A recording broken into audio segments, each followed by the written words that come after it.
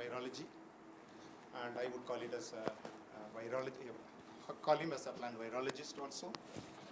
And he is a very good teacher in terms of conveying a complex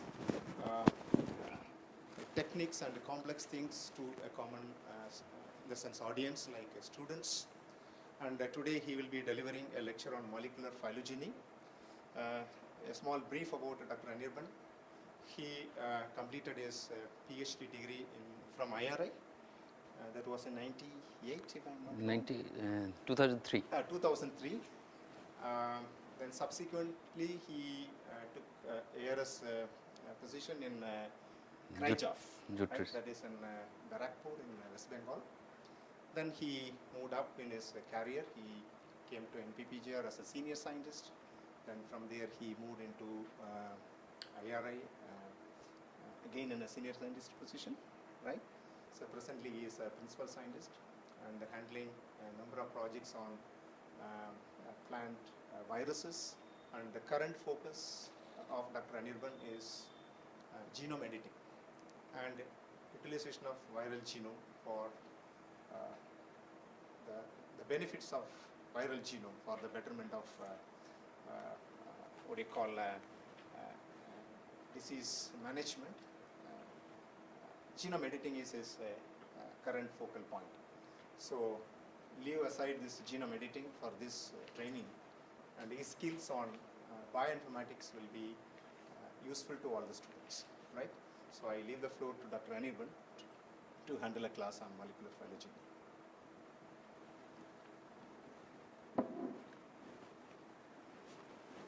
Thank you, Dr. Kumar. A very good morning to all of you. Why the sound is low? You don't have your breakfast properly?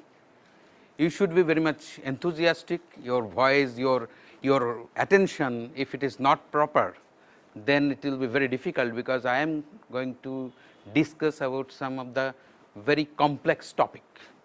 So you should be very much attentive. You can stop me anywhere and we can discuss, because it should not be only one way channel.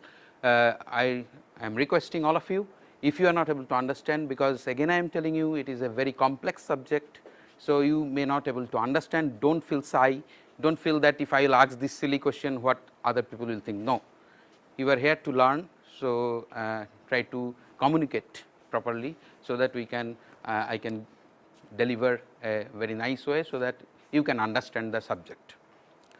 So actually the topic was that lecture was scheduled at 10. So it is already 40 minutes late.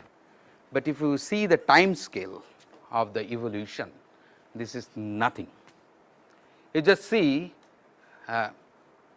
around 9 billion years ago, when there was no concept of time, suddenly there was a very big bang, and from there the concept of time started.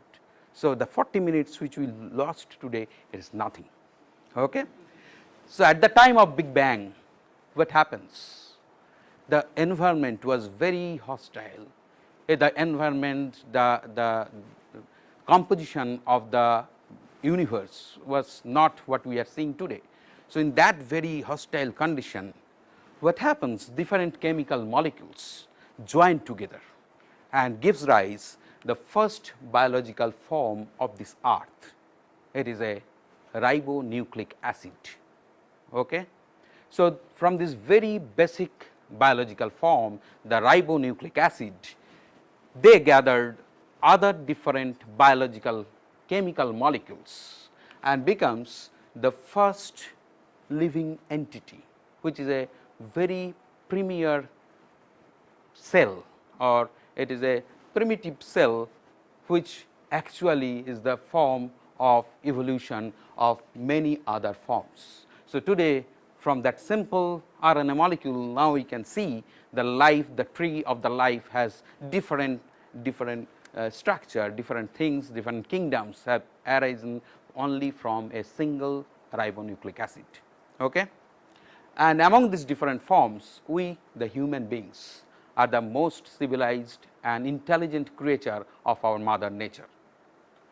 Now when we are the intelligent creature, we have the quest, and the quest is that how we originate. So, our journey started from the river valley, and today we are entering to the era of Silicon Valley. We are trying to challenge our mother nature to know how we have originated, what is there within us. Okay. So, let us see whether our challenge with the mother nature who took billions of years to evolve us. We are trying to solve this mystery, this puzzle, just by sitting on a computer. Okay.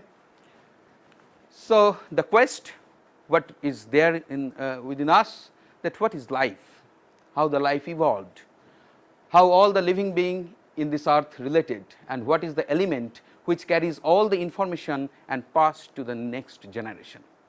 To address this quest, the science evolved.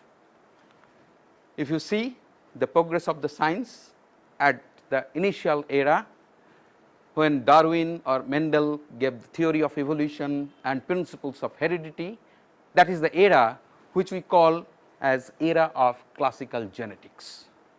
Then when science progressed, we know about the DNA, we know what is the structure of the DNA, the composition of the nucleic acids, and all those things. That started the era of molecular genetics.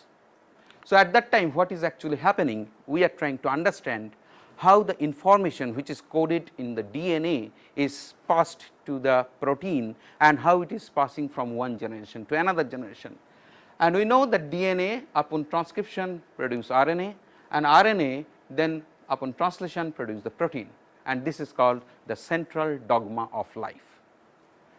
Now, in this phase, what we are trying to understand, how we can correlate classical genetics, molecular genetics, and this cellular biology.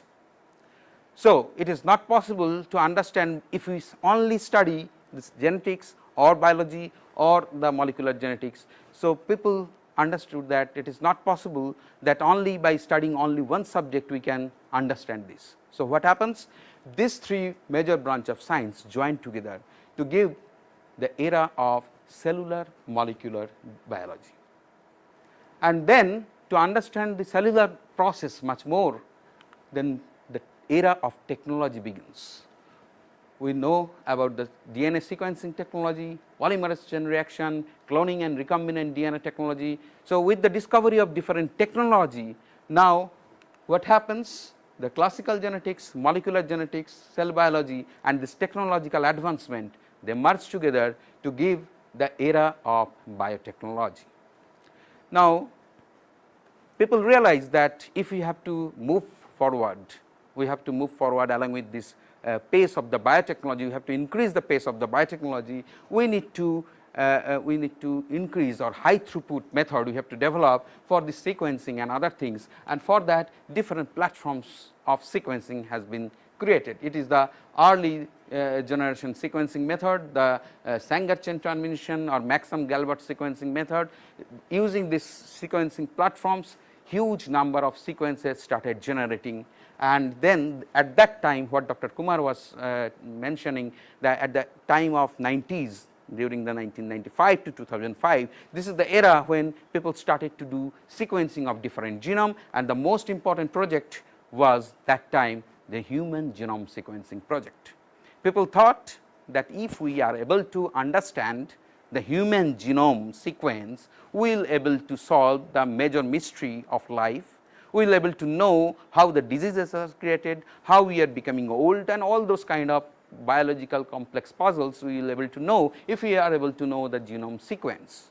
So, the human genome sequencing project was thought to be completed within 10 years, but with the development of the technology we could finish even the targeted period, and during that time people realized that that time is very big to do a genome sequencing. So, next generation sequencing method develops like Illumina sequencing and live technology sequencing, Roche pyro sequencer. So, these are the another advanced method of next generation sequencing. Today I am not going to discuss anything of all those methodologies. There are single molecule real time sequencing, So, these are the latest advancement in the sequencing technologies, and with this sequencing technologies like nanopore sequencing. So, what happens actually, the cost of sequencing is declining, the data is increasing. So, there are huge amount of data people are generating every day to solve these biological puzzles. So, what happens if you see the growth of the sequence databases starting from this 90s, suddenly there is a huge peak because the advancement of this technology, sequencing technology, and now it is flooded, the database is flooded with different sequence informations. But when we observe that this huge amount of sequences are now in our hand, then whatever our hypothesis was that if we have the sequence, we know everything, but then the actual mystery, actual puzzle started coming. People try to understand that if it is the huge genome sequence, then how to find the function of all the proteins, because the main thing is that how to correlate the DNA sequence with the phenotype, and if we are not able to correlate those things, there is no meaning of generation of the sequence. But it is how it is possible, huge amount of sequence, who will find out the function of this protein. So, the sequence is generated, it is just like this. Can you tell what is this? It is hieroglyphs. It is an ancient language, written language, hieroglyphs. Anybody can read hieroglyphs? Why? Why you are not able to read? Because you do not know what is coded inside these pictures, because it is a picture based information is hidden in this. So, if you are able to understand what is coded in one picture, then you can decode it and you can find out what is written. Similarly, if you see a DNA sequence, it is just like a hieroglyphs, only 4 letter A, T, G, C. So, something is hidden. Until and unless you decode it, you cannot utilize it. Okay? So, this decoding of the sequence information is the most important. So, at that time what happens, people initially thought that one institute who is having this huge sequencing facility, they generate the sequence and they can solve, they can decode the sequence and they can understand, but it is not possible by one institute.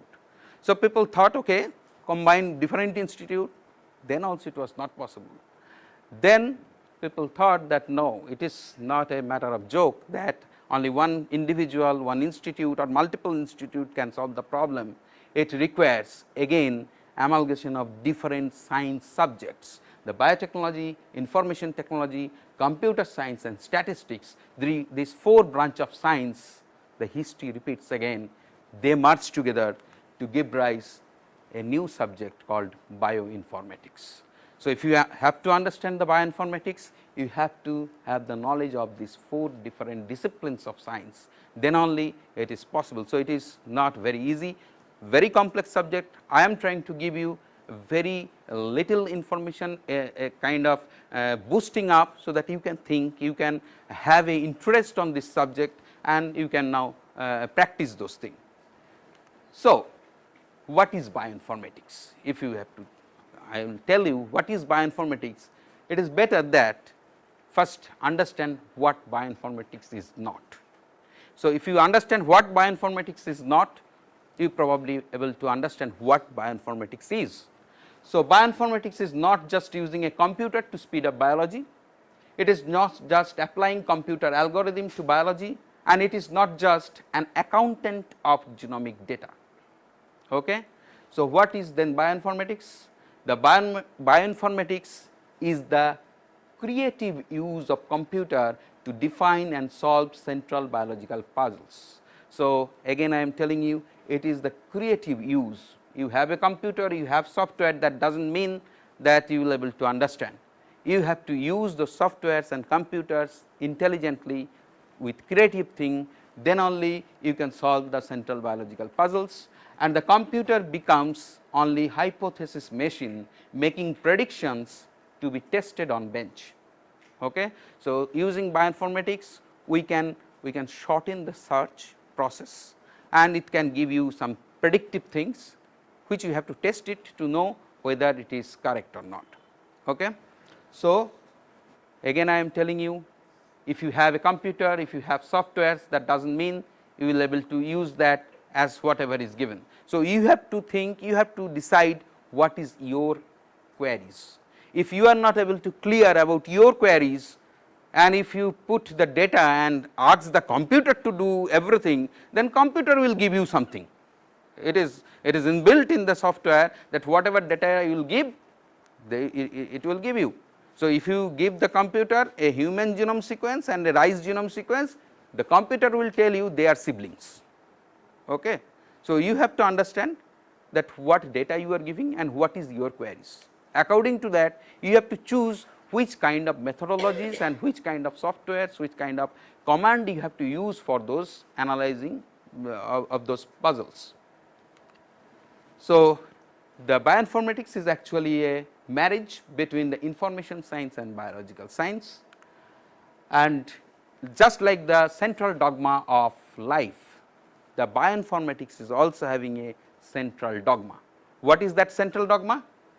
If you have sequence similarities, that means if you have whatever sequence you have, it is showing similarities with some other sequences, then you can probably infer a structural similarity. For example, if you have a query sequence means the sequence which you have, that is called in the bioinformatics language, that is called query sequence, the sequence which you have generated from your organism or whatever, that is called query sequence, and the match sequence means the sequence which is already deposited somewhere. Okay. So, if you are able to find out that your query sequence is having similarity with a already deposited sequence, then you can infer the structural similarity. For example, if this match sequence, already known sequence, if they are having a zinc finger type of domain, okay, then you probably infer that your query sequence also should have a zinc finger like structure. Okay. And if there is a structural similarity, then there must be a functional similarity. Okay, because structure is very much linked with the function. So, if your query sequence is having a structure of this zinc finger and it is a kind of transcription factor which binds with the DNA, because this zinc finger having the property to bind with any DNA molecule. So, if your structure says that your protein, the predicted protein of this match sequence is having a DNA binding ability, then you can infer that your query sequence also should have a DNA binding ability. So, without doing any bench experiment, you can come down to a probable function of a protein that yes, whatever protein I am handling, whatever sequencing I am handling, they have a DNA binding ability. Now, it is only hypothesis. You have to test it in a bench to know whether really this particular protein is having a DNA binding ability or not. So, this is the central dogma of life. So, bioinformatics, using bioinformatics, what we are able to generate? What is the major domains of bioinformatics? The first domain is that development and implementation of tools and databases. So, you can develop different tools, softwares and databases, yes.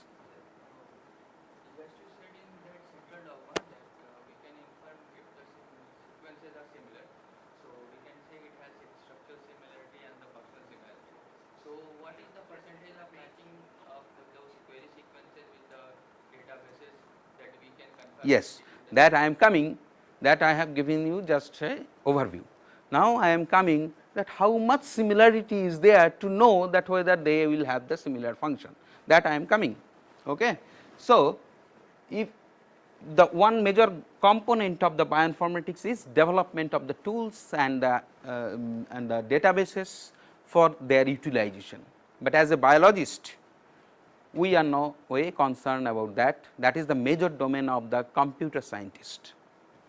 The second major domain is development of new algorithms and statistical formulas. Okay. that is the major domain of the statistical people who help us to generate different softwares and algorithms. And third domain is use of these tools to generate biological information and manage them. So, as a biologist, our major domain is this, the use of the tools which have been developed by the computer specialists and statisticians. As a biologist, we should use those tools to generate the information and to manage those information. Okay.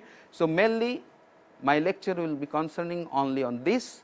So, today I am going to discuss about this topic, that sequence based molecular phylogeny, and here mainly today I am going to tell you about different basic concept of molecular phylogeny, the sequence analysis concepts and their terminologies, because often you come across with those kind of terminologies. So, if those terminologies and concepts are not properly clear to you, then it will be very difficult for you to do when you actually do the sequence analysis. That time if the terminologies and concepts are not clear, then you may misinterpret those data.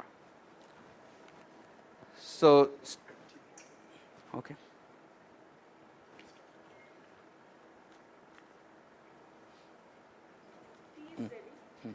We'll have a break now.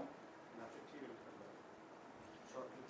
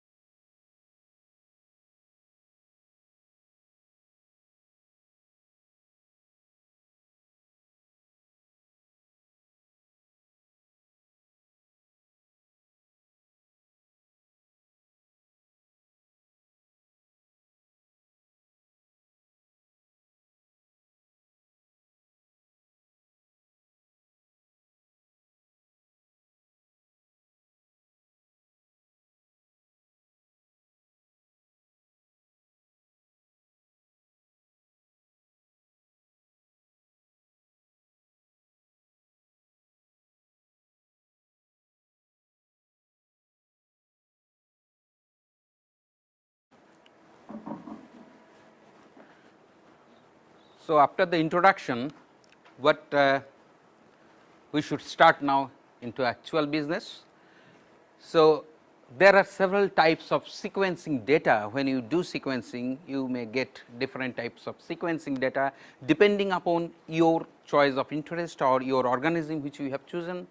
There may be a very small sequence data of one gene or a partial sequence of ITS region and other things you may have. You may have a relatively big sequence information data like bigger genes or small genomes of the viruses.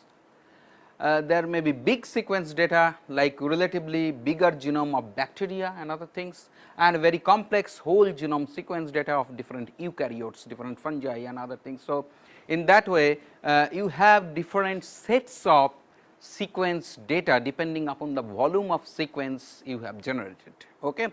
So, for different types of sequence which you have generated, different algorithms have to be used, different softwares you have to use. It is not that the software which you use for a one gene sequence analysis, you can use those things for whole genome sequencing.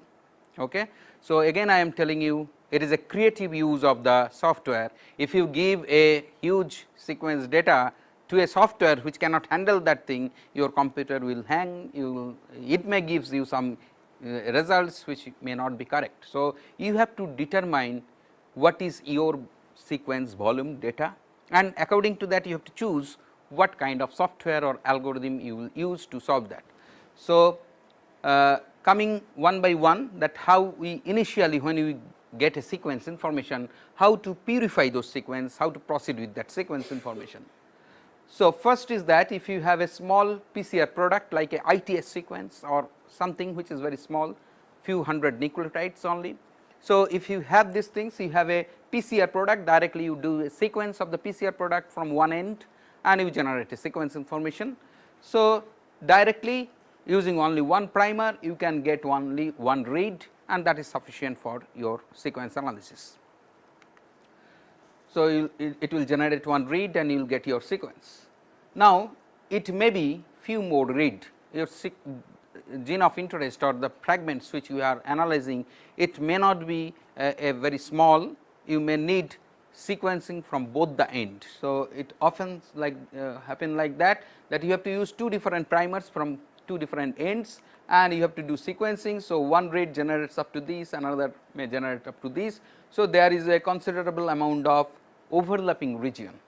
So, using two different primers, if you do sequencing, what you have to do? You have to purify this sequence, you have to remove this overlapping portion and only come out with a single read sequence information. So, how we can do that thing? Suppose you have this sequence read with you, then you have another, what you have to do? You have to convert this sequence read into reverse complementary sequence. So, the sequence which is present in this read, which reads this strand sequence, you have to convert it into reverse complementary sequence, which will give you actually the sequence of this strand. Okay? And then you just overlap these two sequence and then you can find out what is the region which is overlapping. Directly from these two reads you cannot see because they are complementary sequence. So, you cannot find out which is the overlapping region. If you when you convert them into both the things into same direction, then only you can find out the overlapping region, and then you can remove that overlapping region, join these two, and then you get a big read. Okay. So, in this process, if you have a little bit more sequence information, you can join them and you can utilize them. So, these two I am talking about sequencing of the small PCR product, either using only one end primer or using both the end primer. Now, you may have a cloned DNA molecule which you would like to sequence because it is a bigger, you can clone them and you want to sequence them. So, when you sequence them, we generally sequence a cloned PCR cloned molecule using the primer which is present in the vector. Okay. So, that we can get the full sequence whatever is available. In case of PCR sequencing, the few nucleotides where the primer anneal, and after the primer annealing few more nucleotides, the sequence read is not very clear. Okay. So, you may not get the entire sequence of your PCR product, some sequence will be lost from one or either end. Okay. But in case of PCR cloned PCR product or cloned molecule sequencing, as you are using the primer from this vector end, then you will get the entire sequence of your PCR product. Suppose you want to clone a particular gene, you want to see the start codon of the gene and stop codon of the gene, then only the full sequence will come. So, what happens, you use this kind of vector sequence. So, in the sequence what will happen, you will get some sequence which is coming from the vector. So, your sequence what the company will give you will be contaminated with some vector sequence.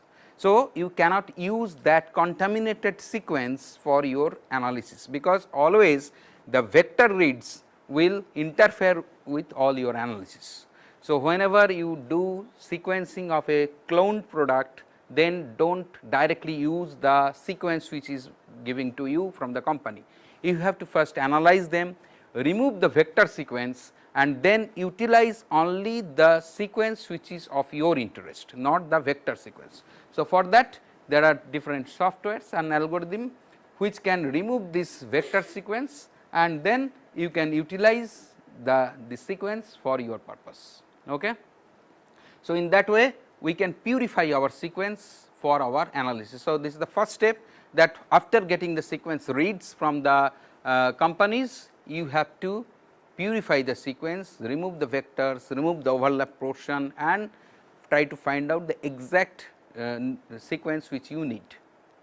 Second thing, I often see that when you do sequencing of ITS and other things, what happens that you get a sequence from, you have 40 isolates, you get 600 nucleotide from one isolate PCR product, means PCR product is same, but when you do the sequencing of the PCR product, due to the mixture of different other things, may not be that all the times you will get exact amount of sequence from all the isolates.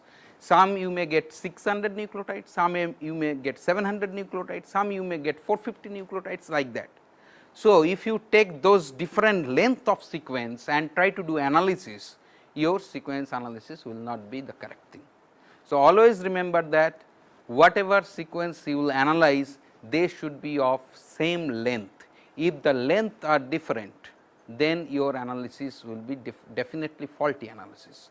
So, it should be same length, same means not exactly 463 nucleotide of all, but it may be 450 nucleotide to 460 nucleotide, like that. So, it is not, it should not be like that one is 463, another is 900. Okay.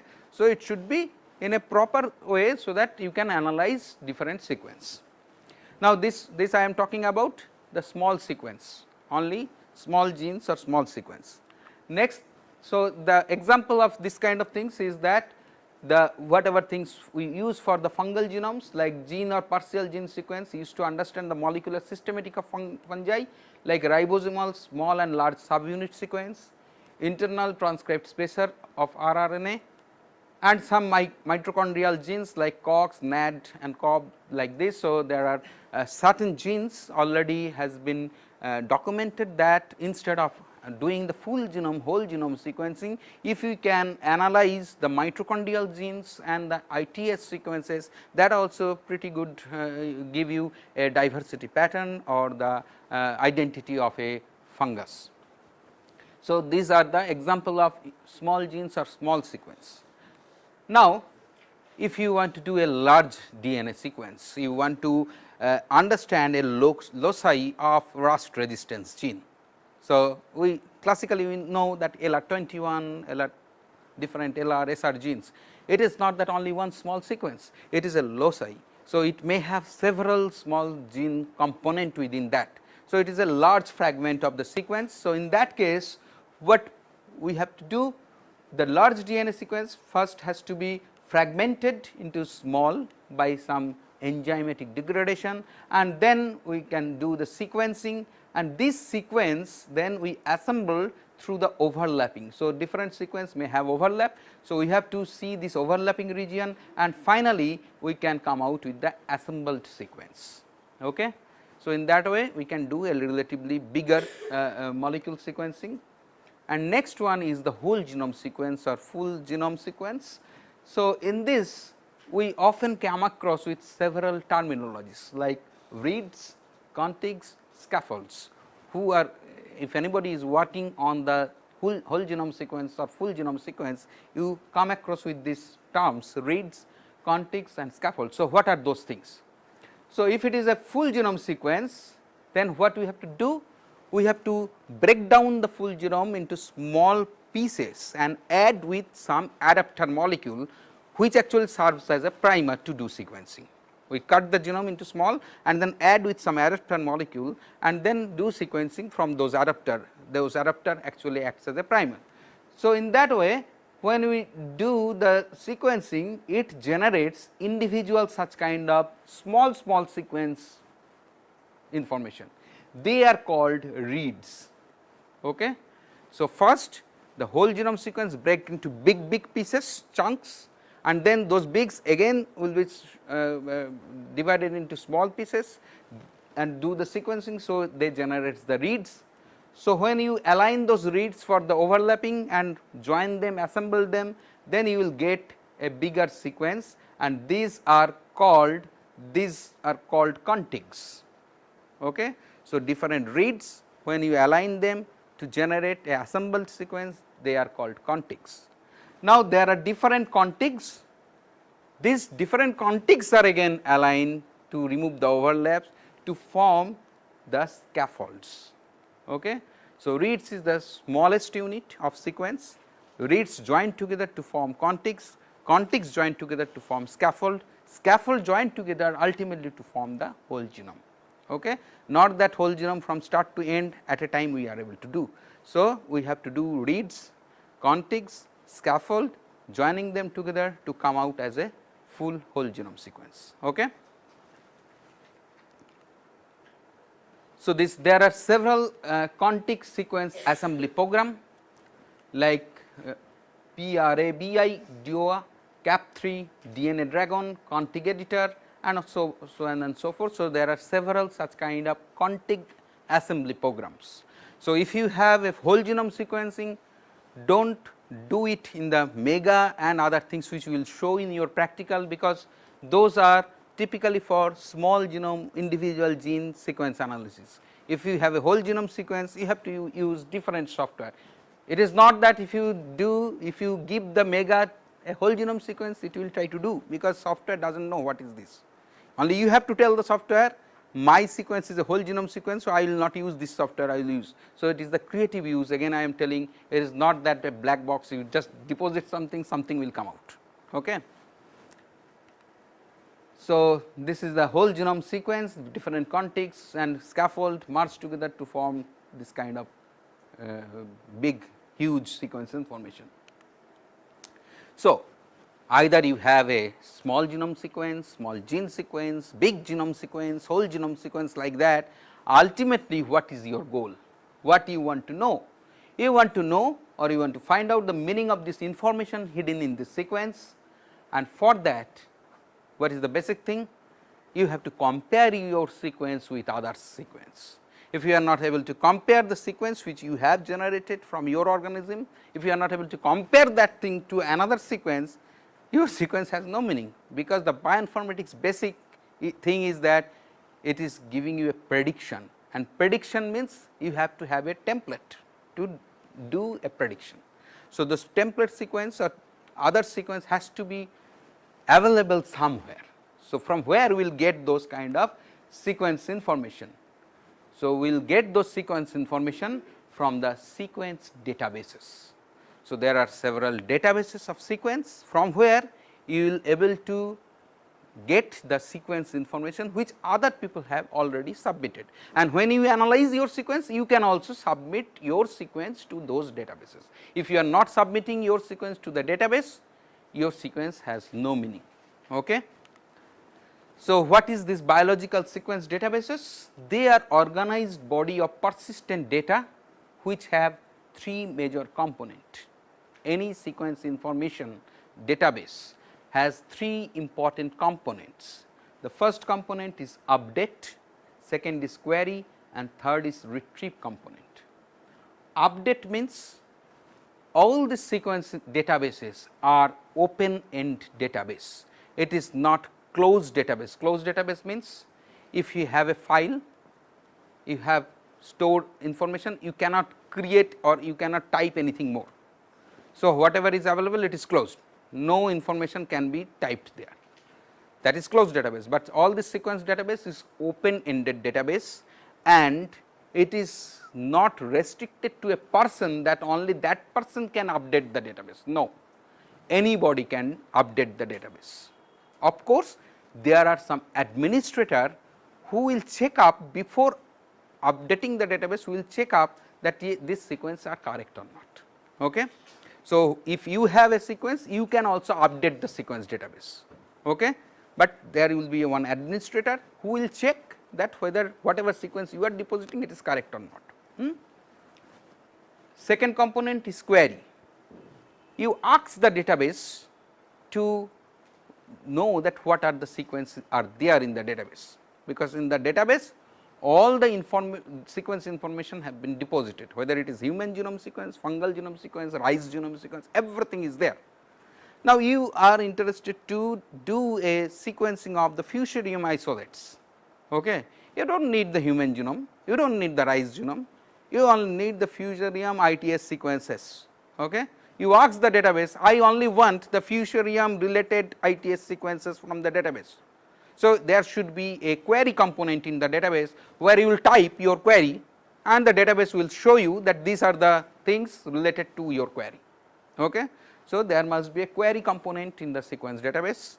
And third thing is retrieve component. You can retrieve the information from the sequence. It is not only showing that these are the information is there, but you have to retrieve those things for your analysis purpose. So, these three components must be there in a sequence database. When we will do the practical session, we will show you where those three components are there and how you will give query to the database, how you can retrieve the information from the database.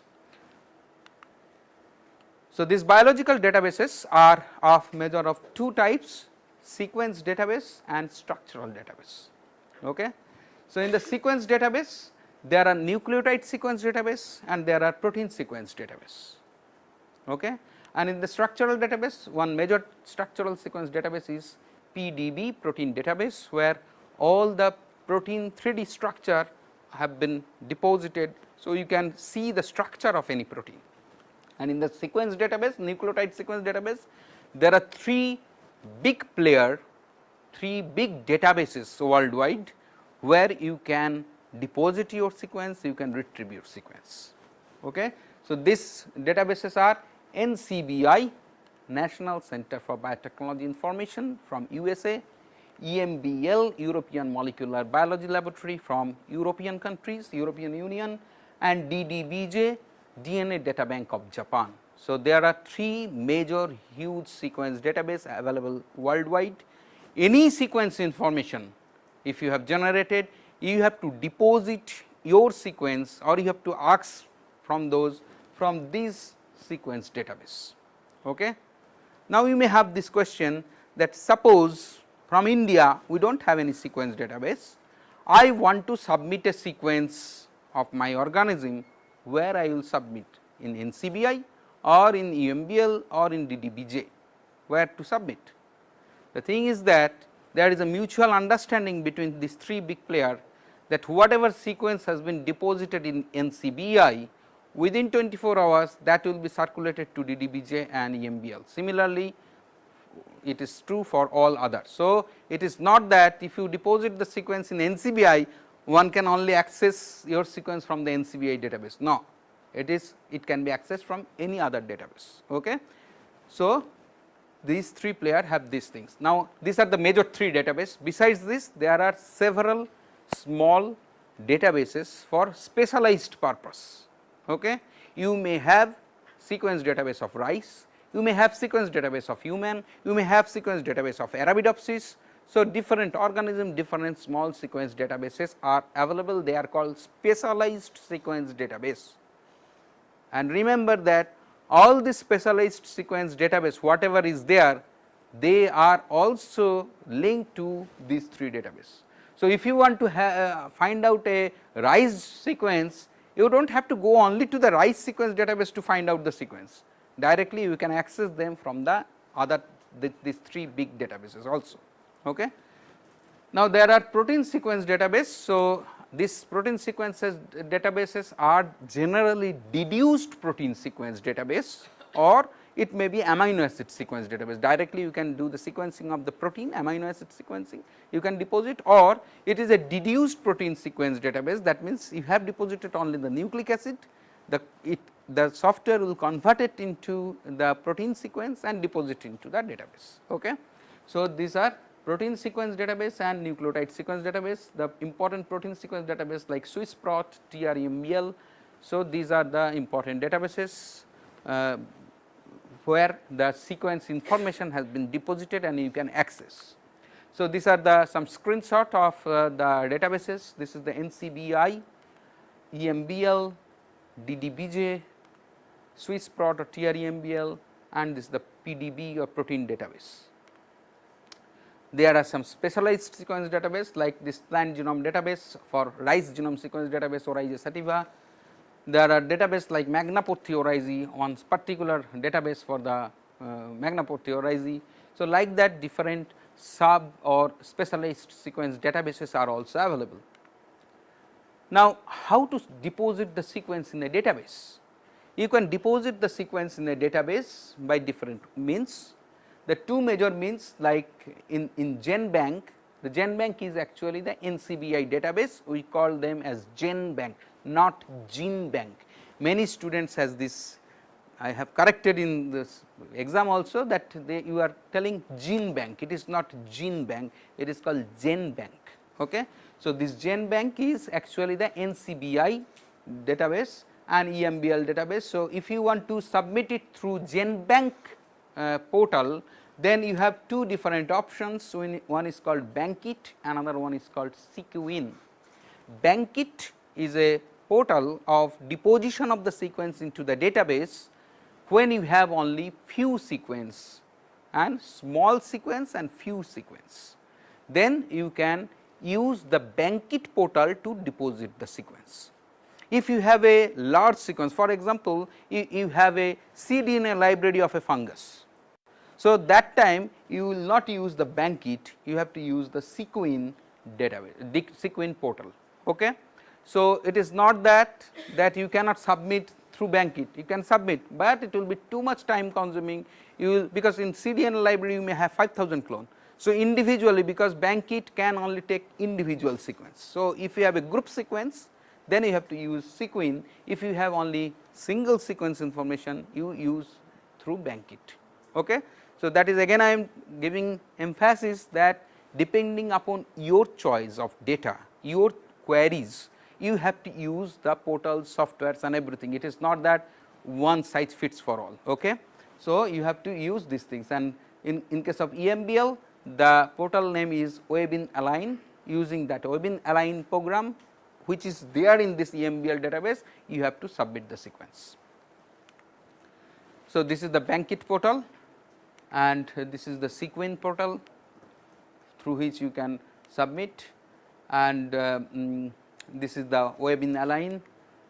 So, before submission of the sequence, you remember that you have to submit the sequence after giving annotation of the sequence. You have to annotate your sequence first, then only you can submit. So, what is annotation? Annotation refers to a commentary or explanation of the information appended to the sequence, because if you only submit a ATGC, nobody will understand what is this. So, you have to explain what is there in the sequence. So, what are the different annotation? These are different annotation like source, country, organism. You have to tell when you deposit the sequence, you have to tell from which country you are submitting, which organism, what is the isolate name. So, this all information which you are appending along with your sequence, they are called annotation of the sequence, and only a annotated sequence can be submitted to the database. Unannotated sequence the database cannot accept, because it is only some ATGC.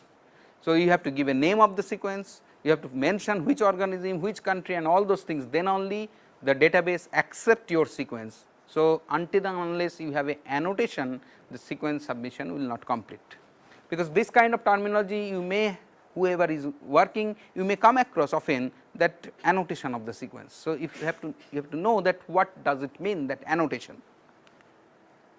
So, you have sequenced a gene or organism and deposited into the sequence. Up to this it is clear that how you initially when you get a sequence information from a company, how you purify them and then deposit. Okay.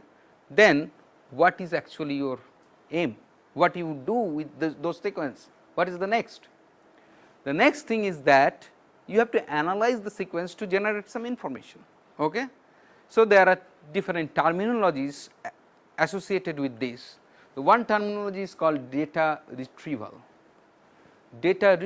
or sequence retrieval. So, retrieval means collection of the data from the database. Now, when you are using this bioinformatics tool for your thesis or any purpose, try to always tell the terminology wise thing. It is not I have downloaded a sequence, I have retrieved a sequence. Okay. So, I have retrieved a sequence. Now, the question is, what is the difference between a download and a retrieval? Why I cannot tell I have downloaded a sequence? The main thing is that suppose you have a Word file of 50 pages. Okay. If I will tell you, you download the third page of the Word file. Can you download the third page only from the Word file? You cannot. You have to download the entire file, because these are the different pages of that same file. So, you cannot download a page from a file. Similarly, databases are the files, and the data which is there, they are the pages of that database. So, from a database you cannot download, from a database you can retrieve the data. If you have a 50 pages file, you can copy the third page and paste it in another page. So, that does not call as downloading, that is called retrieval. Okay. So, now onwards after this training, you should tell the proper terminologies. You do not try to abuse the terminologies, okay, because it is often we have seen a big scientist or a student, everyone they give this kind of abusive term for the different terminologies. Do not do these things. Never say from now onwards that I have downloaded a sequence, okay, I have retrieved a sequence. But unfortunately what happens, general people, this retrieval, downloading, these are the only jugglery of the words. So, initially when we are started working the databases, they give this terminology retrieve the sequence. Many students, many people could not able to understand how I will download the sequence. It is written retrieve, but nobody knows. So, the complaints continuously goes to the database people that you try to tell a very common man language, otherwise people are not able to understand. So, now you can see in the database they change themselves, they written download the sequence, because general people, this is the thing that okay, I have to download the sequence, but actual concept wise it is not downloading, you are only retrieving the sequence. Clear? Now, coming into the next terminologies, now the question is that why actually we need to retrieve the sequence? We need to retrieve the sequence for two major analyses, to understand the genomics or to understand the proteomics. So, what does it mean by genomics? Genomics is the understanding of the interactions among the genes, and proteomics is the understanding of interaction among the proteins. Okay? So, after retrieving of your sequence, you can do two major aspects. We can do genomic study or you can do proteomic study. So, under the genomics, what are the things you can do? You can do structural genomics, that means genome organization, ORF prediction, designing of the primers, phylogenetic analysis, all those kind of things comes under the structural genomics. You are only doing the structure of the genome okay, that how the genes are or localized or present in the genome. This is called structural genomics. Then you can do comparative genomics. What is comparative genomics? ORF annotation or gene annotation, relationship and variability between the pathogens and their strains, molecular phylogeny. So, these comes under the comparative genomics. You compare with another sequence and then come out with some information, generate some information, that is called comparative genomics. Third thing is functional genomics. So, you can understand the predict the motif, blocks, domains, protein prediction and function of the protein, protein structural modeling, visualization of the 3D structure of the protein, docking and all those kind of things you can do in the functional genomics. The docking you can do also in the proteomics to understand the function of the protein. So, here you can study the interaction of the proteins with other molecules, drug designing and docking. So, these are coming under the proteomics. So, they are, you are not talking about the gene sequence, DNA sequence, all everything is the structure basis and you are doing the function of the protein, okay, interaction among the proteins. So, after retrieving a sequence you can either do genomics analysis or you can do the proteomics analysis. So, this is the utility of retrieving of the sequence. Now, second aspect another terminology is data mining. So, one is data retrieval, you retrieve, you get the sequence information from the database. Second, after getting those information you have to do analysis or generation of the information from the collected data. Okay. So, data, the next level is information, next level is knowledge. Okay. So, generation of the information from the data in the database is called data mining. Okay. This kind of terminologies you often come across, that we have to do some data mining. Data mining means nothing, analysis of the data to generate some information.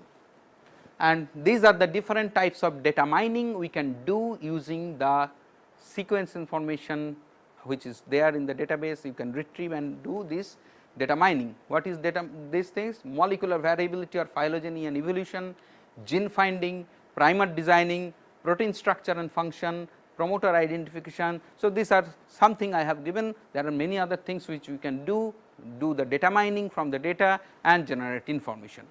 So, today our main topic is only this: molecular variability, phylogeny and evolution, not other things. It is not possible that in one lecture we can cover all the things. So, only I am mainly focusing on this molecular variability and phylogenetic analysis, how we can, from the sequence information, how we can do the phylogeny. So, before going to the actual subject, I always try to give a little bit of breaks, relaxation, so that your mind should not be only blocked with the data which I am telling. Okay. So, try to tell me what is this? This is bullet. Okay. This is bullet and this is the pistol from which this bullet is shot. Okay. Again bullet and the pistol, and what is this? This is the nozzle, inside the nozzle of a pistol. Okay. The nozzle is grouped like that. So, when a pistol throw a bullet, it goes through this nozzle in a spiral form and goes out, because there is a groove already present in the nozzle. It goes in a spiral fashion and go. That is why if you are shot by a bullet, it creates a only small hole, but when it comes out it gives a big things, because it spiral out through like that. So, when a bullet throw from this particular nozzle, this kind of scars are created in the bullet, when it, because it is throwing through a nozzle which is grouped. So, it is already giving friction, this nozzle is giving friction, and when it is coming out, the bullet is having some scar mark from the nozzle. Okay. So, what happens when you throw a bullet? It has some scar mark. Now, instead this bullet also gives some scar mark in the nozzle. So, when you shoot another bullet from this, it will carry this previous scar mark, and the scar mark which the first bullet has generated, that will also be there. the third bullet when you will throw all this scar mark along with some new scar mark. Okay. Fourth, like that you have different bullets with different scar mark, but some scar mark are common because they are coming from the previous one. Okay. So, by studying this scar mark, the CBI person or the sloths, they try to find out whether the bullets are thrown from the same pistol or not. So, that is the criminal investigation people do like that, that whether the bullets, different bullets are thrown from the same pistol or not. How? They analyze this scar mark, they find out how much similarity is there in those scar mark and if they are originating from a similar pistol or not. So, if you think that thing in today's lecture point of view, then this is the process of evolution.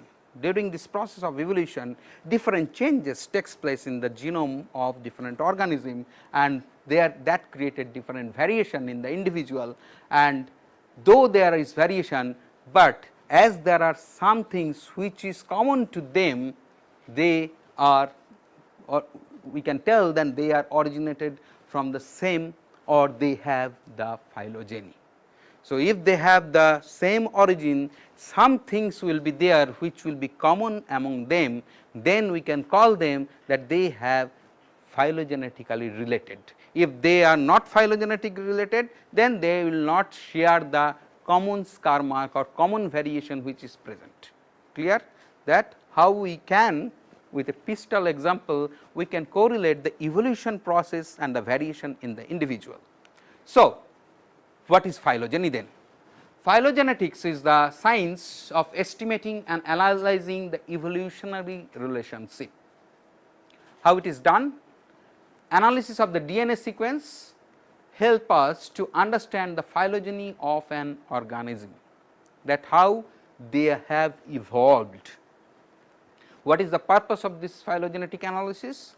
Phylogenetic relationship helps us to understand the evolutionary history of an organism and how they are related to others. Okay? So, we can find out the phylogeny to know its origin and how different other individuals from the same origin, how they are related. Okay? So, that is actually tells you how we can group a fungus, group some organisms, and how they are phylogenetically related. So, what we actually want to know from the molecular phylogeny? What are the things we want to know? We want to know whether the sequence which we have generated, here I am telling our sequence means not your sequence, it is the sequence which you have generated. Okay? So, whether our sequence has any homology with other sequence, we want to know. We want to know how much similarity is there between our sequence and the other sequence, and third, we want to know how the sequence which we have generated is having phylogenetical relationship with other sequence. Okay? These three basic things we want to know: homology, similarity, phylogenetic relationship. So, again these three terminologies you have to know clearly what is the meaning of the homology, similarity and phylogeny. Okay? Because often these three terms are, we tell these terms frequently with presenting the other thing. Okay? Often we tell homology instead of similarity, similarity instead of phylogeny. So, these three are three different terminologies. Understand what is the meaning of these three things, and I hope that after that you should not confuse about this terminology and misuse this terminology. The terminology is developed for a particular purpose. So, you have to understand the basics of that thing and use that terminology for that purpose. So, what do you mean by homology? First thing, homology, it is a very common term, very frequently people use homology. So, homology is a state of gene or morphological characters that shares a common ancestry with different gene or morphological characters. Okay? It is a state of gene or morphological characters, and they share common ancestry. So, if there is no ancestral relationship, there is no homology. first thing is very much clear. If there is ancestral relationship, then only we call the two organisms are homologous. If there is no ancestral relationship, there may be similarity, may be everything, but we cannot call them as homologous sequence. Okay. For molecular sequence data, it is taken to mean that two sequences or even two characters within the sequences are descendant from a common ancestor. If they are not descendant from common ancestor, the two sequences are not coming from common ancestor, but sequence may have similarity. For example, the DNA polymerase of a bacteria and DNA polymerase of human, both are DNA polymerase. Okay, they do the same function. Can we tell a bacteria and human are homologous? Okay, they should have an ancestral relationship. Okay. So, for molecular sequence data, they should come from the common ancestry, then only we tell them as homologous sequence. Now, why I am giving much more emphasis to this homology, because in maximum fora, maximum seminars and everywhere, I come across with this kind of misuse or abuse of the terminology of homology, and I hope that none of the students after this should abuse this terminology. Always we see that there is this term homology is frequently misused as a synonym of similar. Many times in seminar and everywhere I have seen people are telling two sequences are 70% homologous. Okay? Yet you can also see it may be a respected professor or any person who is giving a lecture, they are telling that these sequences are 70% homologous. So, this is not correct. Sequence shows a certain amount of similarity. From this similarity value, we can probably infer that sequences are homologous or not. We cannot tell this much percentage of homology. Why? So, in this context, there is a very famous lines by a big biologist, Walter Fitch, who defines homology is just like a pregnancy. You can tell whether a woman is pregnant or not. You cannot tell this woman is 70% pregnant or 25% pregnant. Can you tell like that? You can tell only whether a woman is pregnant or not. Similarly, you can only tell whether the two sequences are homologous or not. You cannot quantify homology. Why? Because homology is a state, it is a qualitative character, not a quantitative character. So, never misuse this term, never tells that 70% homologous. Homologous or not, you can tell that two sequences are homologous. Homologous chromosomes, that means two chromosomes are homologous to each other. You cannot tell two chromosomes are 70% homologous to each other. No, never. Okay, because homology is a state of the condition, or it is a qualitative character, not a quantitative character. So, homology cannot be measured, only we can say whether homology is there or not, but we can definitely measure similarity. We can measure similarity, and homologous sequence must have similarity, but if there is a similarity, we cannot say it is homology. Okay? So, these things you should be very much clear. If two sequences are homologous sequence, they must have high similarity among them, but if two sequences are similar, we cannot tell they are homologous sequence or not. Okay? Because if there is no ancestral relationship, there may be similarity, but we cannot tell they are homologous sequence. Okay? So, only homology condition comes when there is ancestral relationship. If that is not there, you cannot tell they are homologous sequence. You can tell this sequence is similar, and if they are two sequences are homologous, definitely these two sequences have high level of similarity. Okay? So, this based on this homology, there are homologous group or homologous superfamily, gene superfamily. There are two major homologous gene superfamily, orthologous gene and paralogous gene. Okay? So, what do we call as orthologs? Orthologs are like DNA polymerase of goat, DNA polymerase of human, they are orthologous gene. They have the same sequence and same function, but found in different taxa. If that is there, then we call them as homologous orthologs. Okay? And this is a result of lineage transfer. During the evolution process, when the speciation starts, then there is a lineage transfer of one gene to another species, and that creates this orthologs gene. And what is paralogs? Like hemoglobin and myoglobin. Okay? So, they are present in same taxa within the human, but they have the same sequence, but different function. One supply oxygen to cell, blood, and another to muscle. So, hemoglobin and myoglobin are example of paralogs. So, when you will do analysis of your sequence, you have to see whether these sequences are orthologs gene or paralogs. That means, suppose you are using a COX gene of Fusarium, you try to first find out whether these COX genes are present in other taxa or not. That is, you are searching the orthologs. Now, the COX gene, some motifs may be present within that Fusarium in another gene.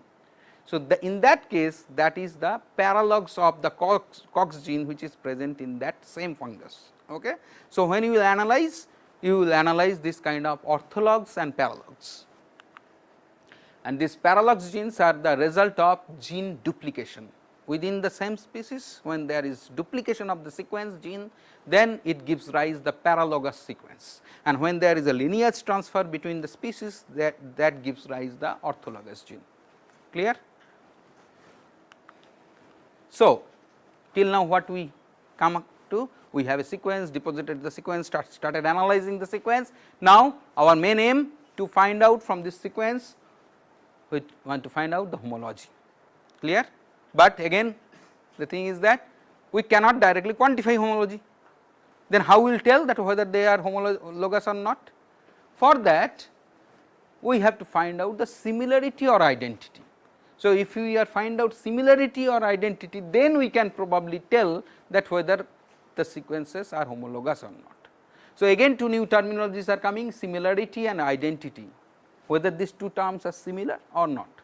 What do you mean by similarity and what do you mean by identity? Because when you do sequence analysis, you often come across with this kind of terminologies, that this sequence are the nucleotide sequence analysis revealed 70% sequence identity or 70% sequence similarity. So, what is similarity, what is identity? So, for that I have given showing you one example. This is one sequence, this is another sequence. Okay? We had started comparing the first to first, second to second, like that, and here you can see these are the three nucleotides, first, second and last, they are exactly same. So, in that case it is called identical match or sequence identity. So, when we are trying to show the sequence identity matrix, that means we are only thinking exact match sequence among the sequence, okay? Exact match nucleotides.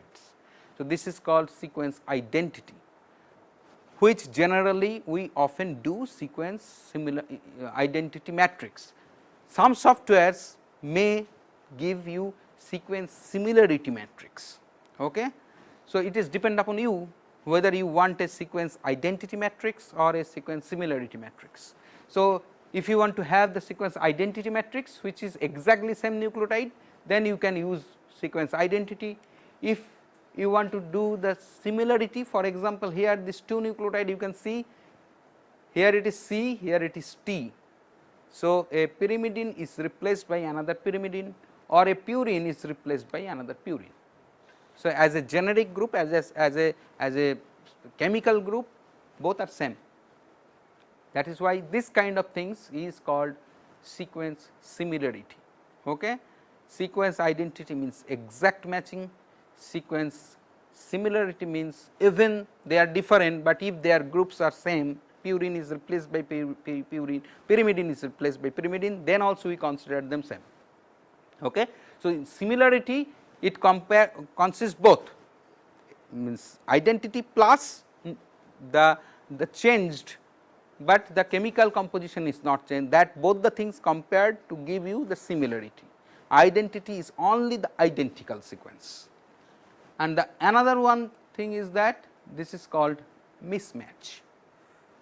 So, where a pyrimidine is replaced by a purine, that kind of situation is called mismatch. Okay. So, in sequence analysis we use three things: identity, similarity and mismatch to analyze our sequence. And how we do this kind of analysis? We are writing one sequence above, another sequence below, and we try to analyze them by their position wise.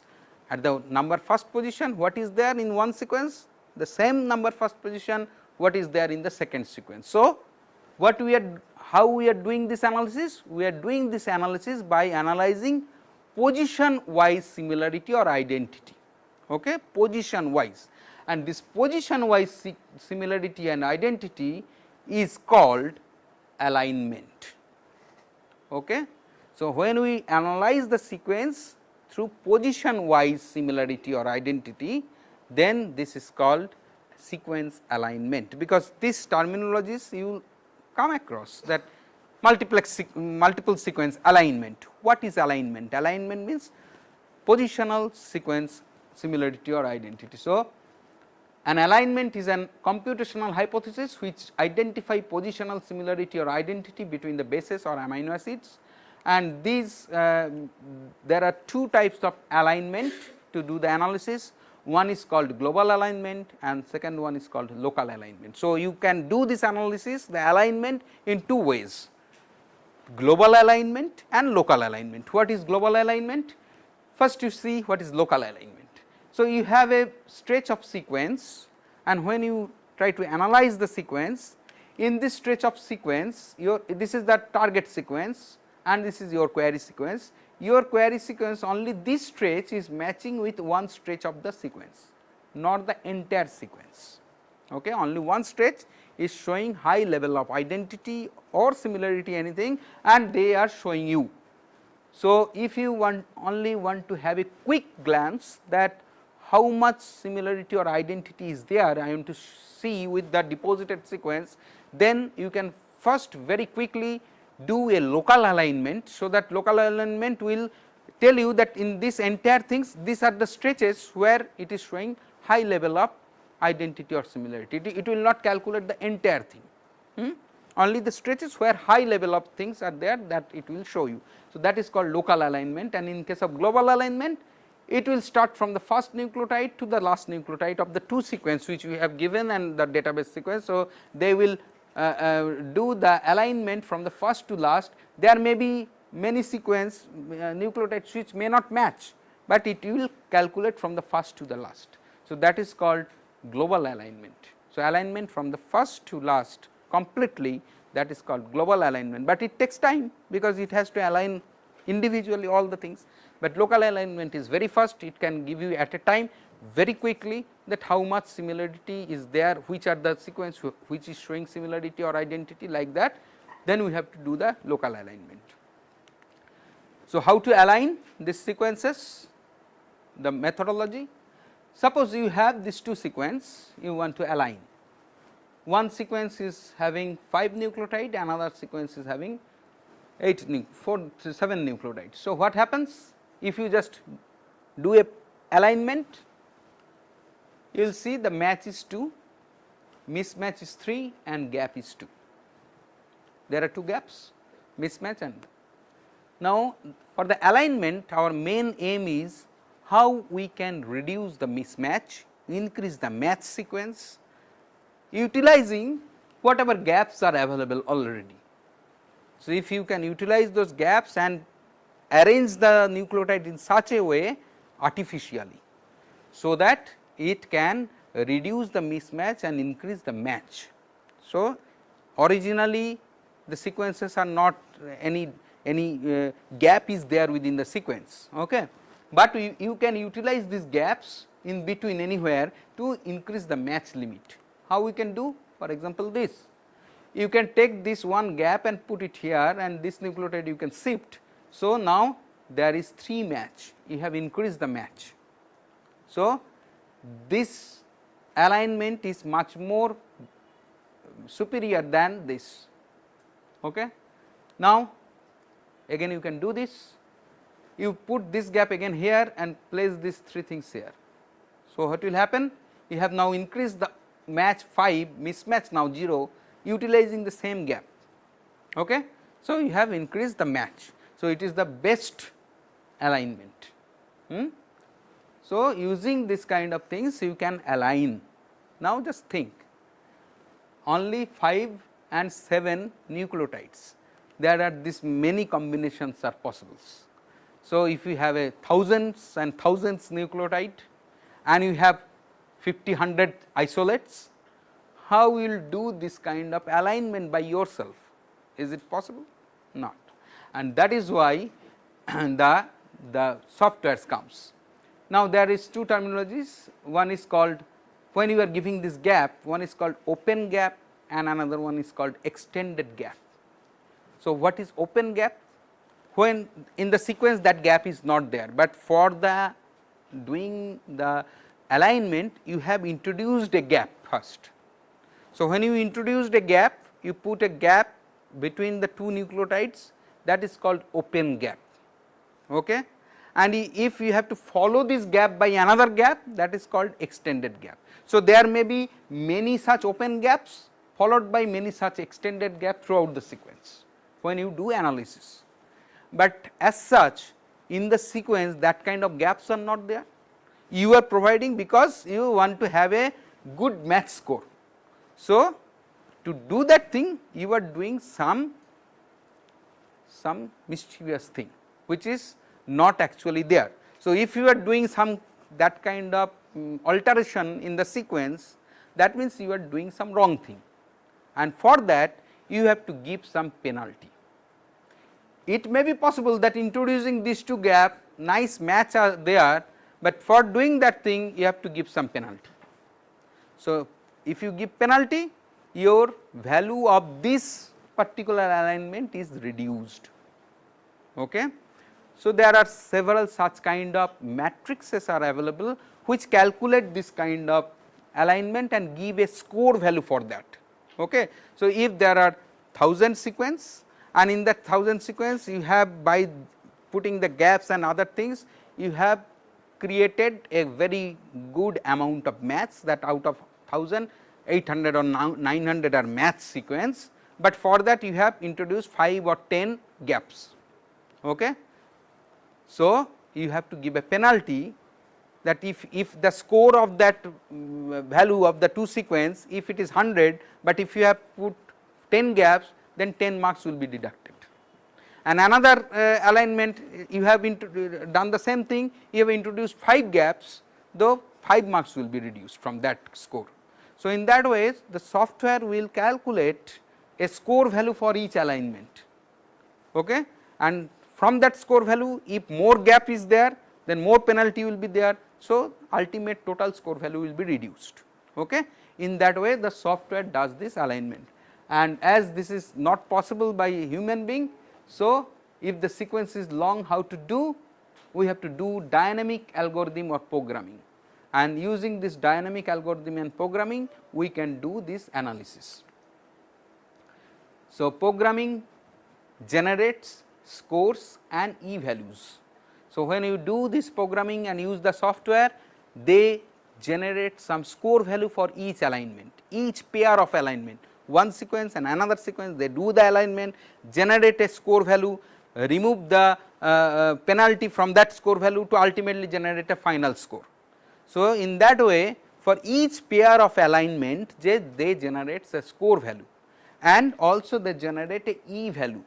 This e value is probability of not matching the sequence with other sequence. E value means probability of not matching the sequence with the other sequence. So, if the e value is e to the power minus 3, that means e to the power minus 3 means 0.0001. Okay. So, if it is 0.0001 is the E value, that means probability of not matching your sequence with the deposited sequence is 0.0001, that means probability of matching is 99.9999. Okay. So, using this kind of E value statistical things and the score, ultimately we are able to know that you have one sequence which you have generated, and that sequence is you are trying to analyze with already deposited sequence. Your sequence will be analyzed with all these sequence which have been deposited individually, pair wise, and then they will generate score. So, one pair one score, like that they will generate and they will show you that which score, which pair score is maximum and its E value, and from there you can probably infer that my sequence is showing highest score with this particular sequence. That means my sequence is having much more identity or similarity with that sequence. So, there could be a possibility that these two sequences are having homology. Okay. So, this is a kind of matrix. So, these are the different sequence, isolate 1, 2, 3, 4 like that, these are isolate 1, 2, 3, 4. So, their sequence generate this kind of scores, software will generate it, you do not have to bother. When we will show you the practical, we will not show you this kind of things, there only you have to click. So, inside the software they will generate this kind of score and give you a score value, and from there you can judge. So, what are the different sequence alignment tools by which we can analyze the sequence? There are several such tools like BLAST, FASTA, Bleach, Beauty, ClustalW, Mega. These are the different sequence alignment tools or softwares by which we can do the analysis. Again I am telling this analysis, this kind of tools are mainly for small size of genes, small genome, not for the whole genome sequence. For that we have to do some other software, not with this.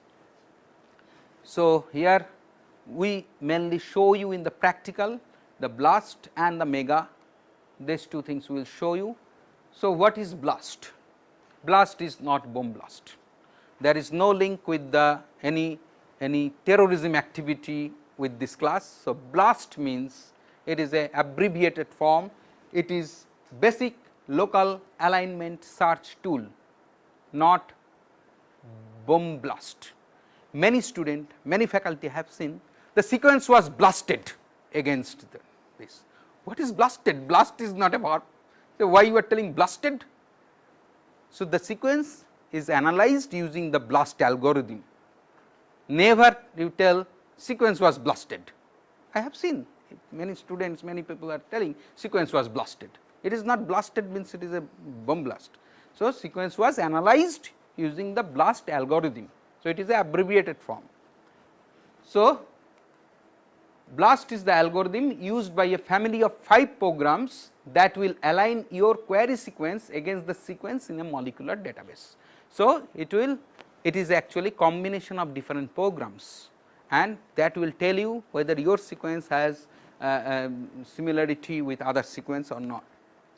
Statistical methods are applied to judge the significance of these matches, and alignments are reported in order of this significance as estimated by the applied statistics. So, they will do this alignment, they generates the score, and as per the significance which one is coming first, they will report like that. So, BLAST comprise of different programs, as I have told you. The first program is called BLAST-N. BLAST-N means compares a nucleotide query sequence against a nucleotide sequence database. Okay. So, if you have a DNA sequence with you, you can analyze that DNA sequence with other DNA sequence which is deposited in the database. So, nucleotide sequence versus nucleotide sequence, it will give you analysis. BLAST-P compares an amino acid sequence with another amino acid sequence. So, if you have a protein sequence, you have to do BLAST-P. So, that is why I am again telling you, you have to tell the computer, you have to tell the software what you want. If you want nucleotide analysis, you click on the BLAST-N. If you want a protein sequence analysis, then click on BLAST-P. If you click on BLAST-N and introduce a amino acid sequence data, it will show some error has been created. So, you will not able to understand. So, you have to think that what is your query, according to that you have to choose the software. Then BLAST X. BLAST X compares the 6 frame conceptual translation product of a nucleotide query sequence against a protein sequence. So, any nucleotide sequence, if you deposit in through this portal, what will happen, they translate those DNA sequence into 6 different form, 1 from the sense, 3 from the sense strand, 3 from the antisense strand.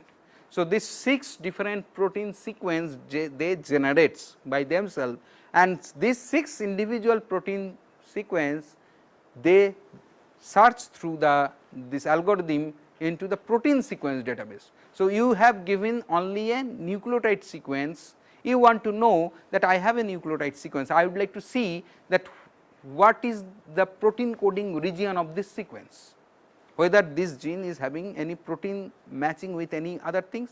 So, you just give that nucleotide sequence, ask for BLAST X, then it will tell you your query sequence is showing similarity with this protein sequence.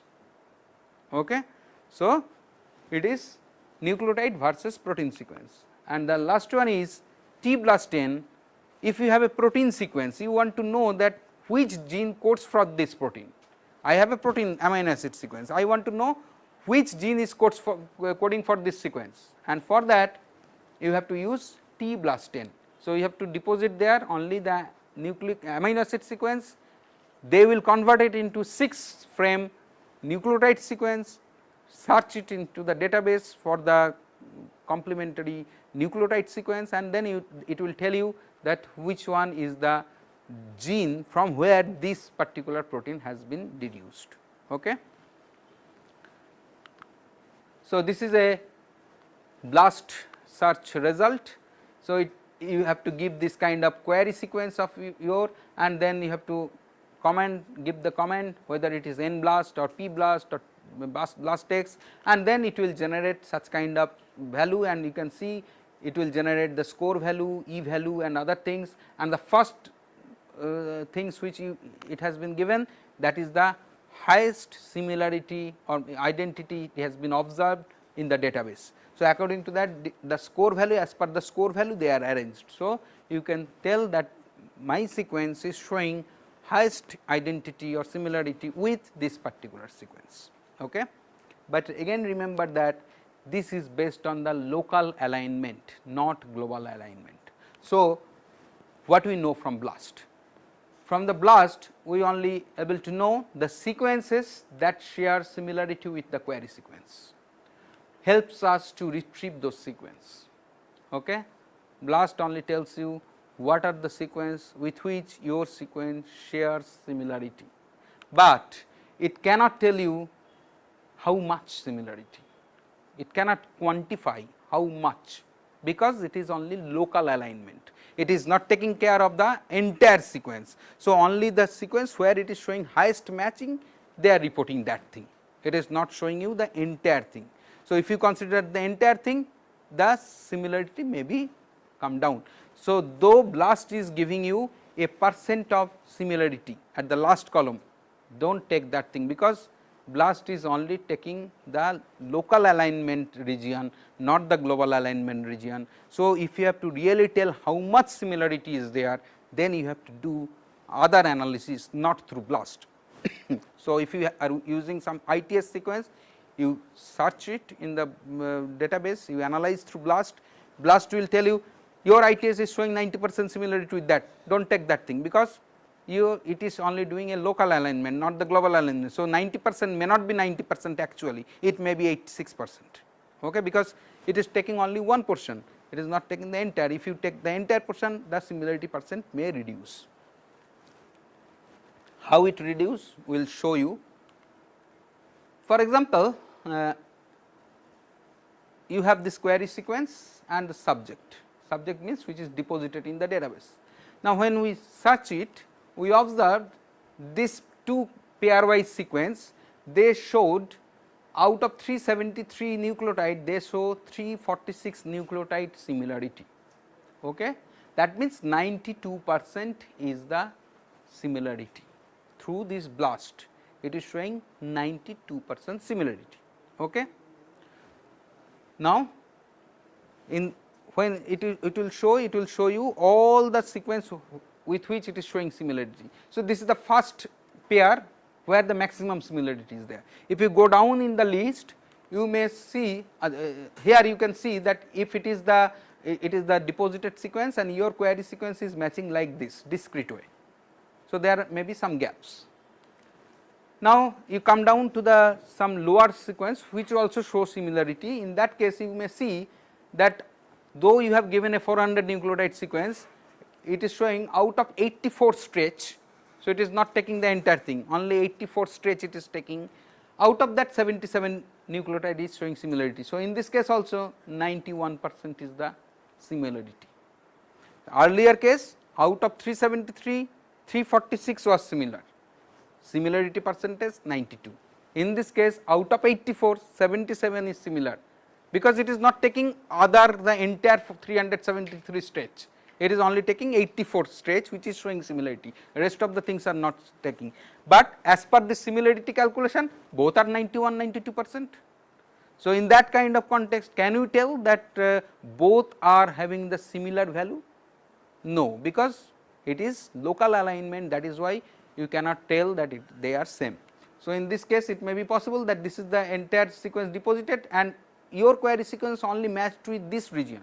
So, other region it is not taking. So, if you do a global alignment, it may be possible this region is not matching at all. So, in that case, this 91% has having no value. Okay.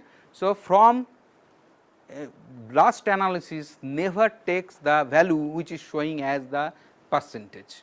You have to, if really you have to find out the how much sequence similarity, you have to use some other algorithms. So, to understand the real sequence identity, we need to do global alignment.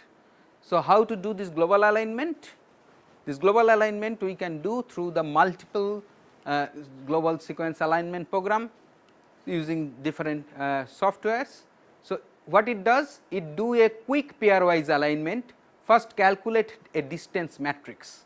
So, it will do quick pairwise alignment. If you have 10 sequence, so it will do analysis first sequence with second, first with third, first with fourth, like that, second with third, second with fourth. So, all the different combinations of pairwise things, it will calculate a score, and then from there it generates a distance matrix just like a fare table in the bus, that from this stoppage you have boarded on and this stoppage you will come down. So, it will calculate the fare according to that from where you are boarded and where you will drop.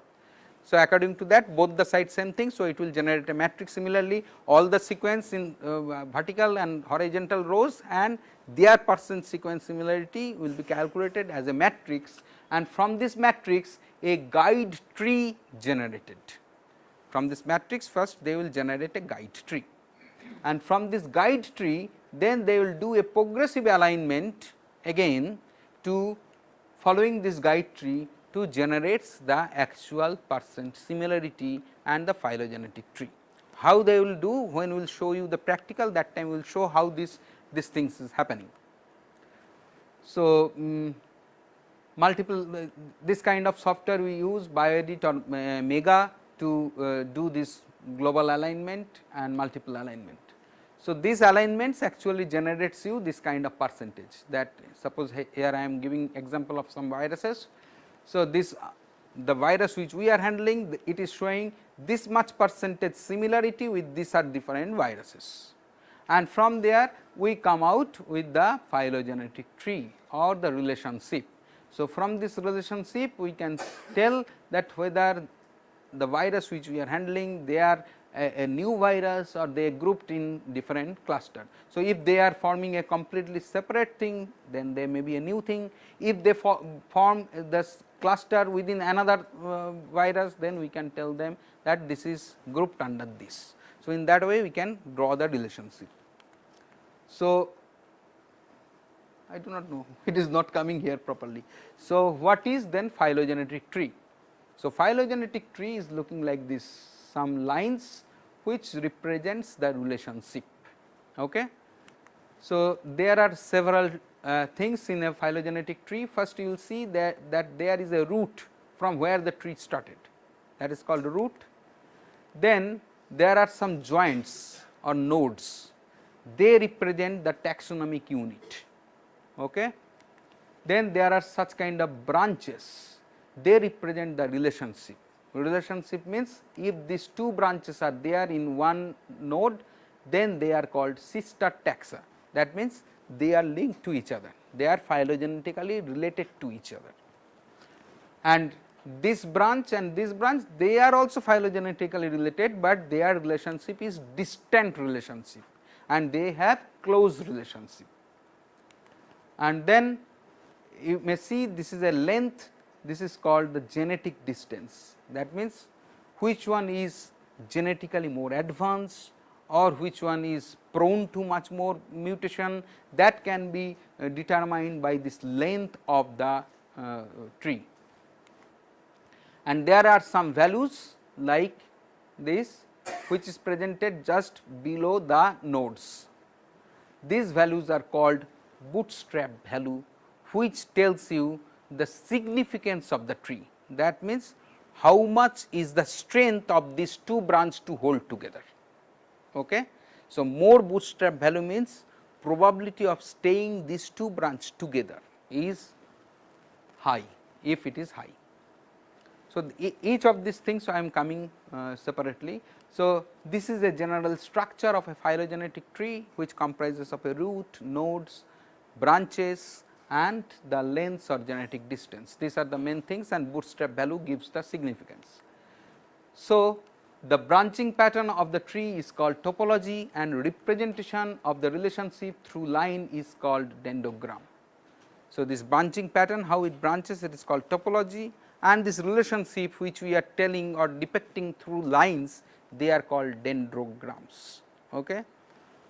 Often students ask this, sir, phylogenetic tree and dendrogram, are they different? They are not different. Phylogenetic tree is the main thing, and this representation of the relationship through lines is called dendrogram. So, there are two major types of dendrogram. We can represent this dendrogram, again dendrogram means relationship represent through line. Okay. So, we can depict the relationship through line in two ways, through phylogram and cladogram. In these two different dendrogram way or representing the relationship through line, we can represent the relationship in two ways, phylogram, cladogram. And both the phylogram and cladogram can be represented again in two ways, rooted tree, unrooted tree. Okay.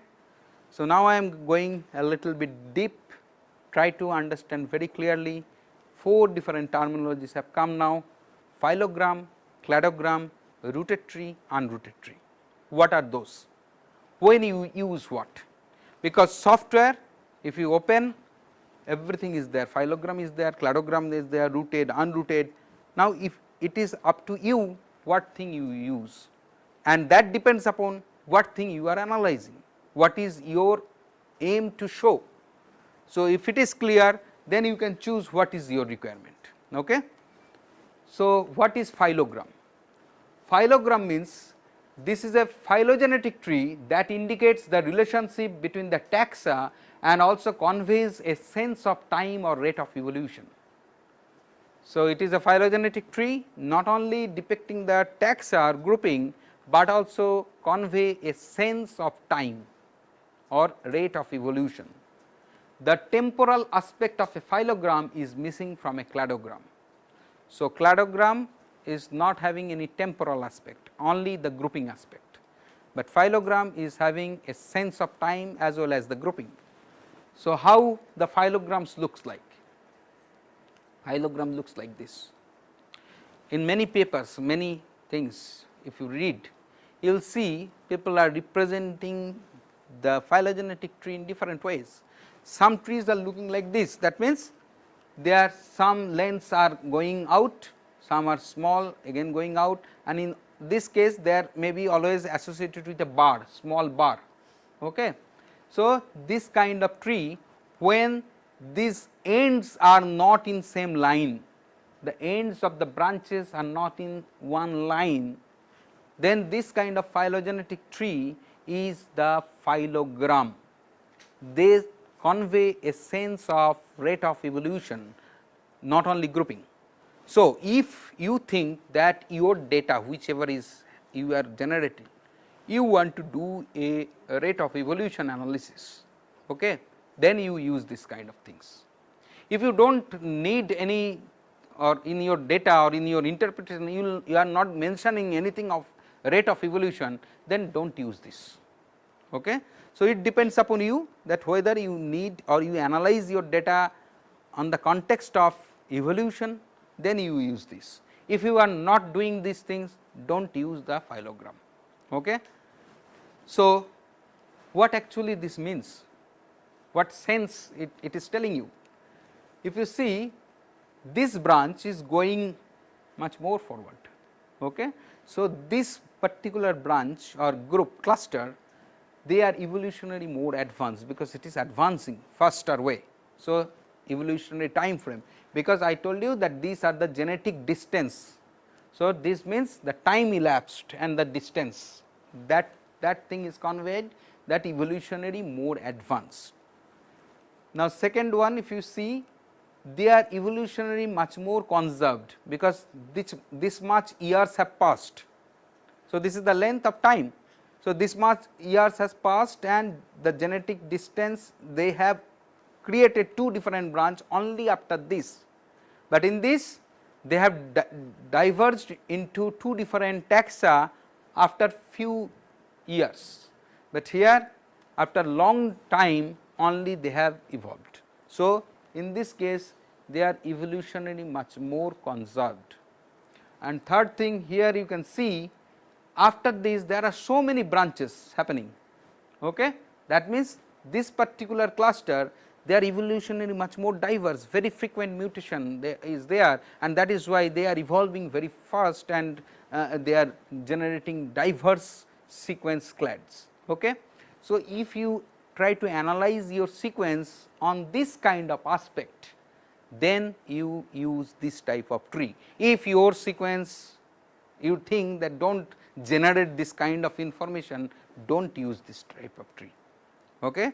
Because in the software is not for beautification purpose. Okay? Your data, I have seen many student goal tree बनाते हैं, some student terra tree बनाता है, some student this kind of phylogram बना देता है. For what? If you do not use this information for your interpretation, do not use this kind of tree. If your main aim is to group, to do the diversity, why to do the phylogram? Then only do the cladogram, because in this tree when you made, definitely the intention is to understand the evolutionary things. If you are not doing an evolutionary thing, do not use this. Then cladogram. So, the same thing, it do not have any feature of time. So, as a result what will happen, your tree looks like this, that all these branches, they culminate in one point. So, there is no advance or diverse or that kind of things, only you can group them. Again this cladogram is of two types, one is called rectangular cladogram or phenogram, and second one is called slanted cladogram. Okay. In the software all these features are available. Okay. You have to think that what is required for my work. Now, these two things has two different meanings, used for two different purposes. If you want to do grouping for taxonomic studies, then you use rectangular cladogram or phenogram. If you want to use want to know the convergence, divergence, parallelism in the evolutionary context, then you use slanted cladogram. Here again evolution is there, but not with the time. It is only the process of evolution, that whether parallel evolution is there, whether converge evolution is there or divergence is there. For that you use this kind of slanted cladogram. If it is not there, then do not use. So, what is this convergence? That means this kind of convergence is there. Okay? Or this is the parallelism. So, these organisms evolved, or these isolates, or they evolved parallelly. Okay. And divergence means this kind of divergence. So, after certain time they are diverged out, okay. But here time is not there, only whether there is divergence, convergence or parallelism. If you want to explain your things, if you want to interpret your sequence data based on this kind of things, then use this slanted cladogram. If it is only merely the grouping purpose, diversity purpose, only use this rectangular cladogram or phenogram, do not use even slanted. Okay. So, I have seen many students use this kind of rectangle slanted, but when I heard that talk, they are not mentioning anything about those kind of things, then what for you are using. So, your data should be supported with your interpretation. If it is interpretation is not there, why unnecessary you create those things, because in software all the systems are available. Whatever data you will give, the same data set you can represent by this cladogram or phenogram or phylogram, anything you can present like that. So, you have to choose what is your purpose, according to that you have to choose. So, when we will show you the practical, that time I will show you that where those different options are there and which you have to choose. Another two terminologies I told you, that rooted dendrogram and unrooted dendrogram. So, what is rooted dendrogram? This is a kind of rooted dendrogram where we assume that all these taxa originated from one particular ancestry, and here it is unrooted dendrogram where we think that the taxas are not having any ancestral relationship. Now, if we do not think that your sequence, for example, if you are doing fusarium 30 isolates phylogenetic tree, definitely all the fusariums comes from a fusarium. Okay. So, that time you should not use this, because definitely they are coming from a ancestor, then that time you use this.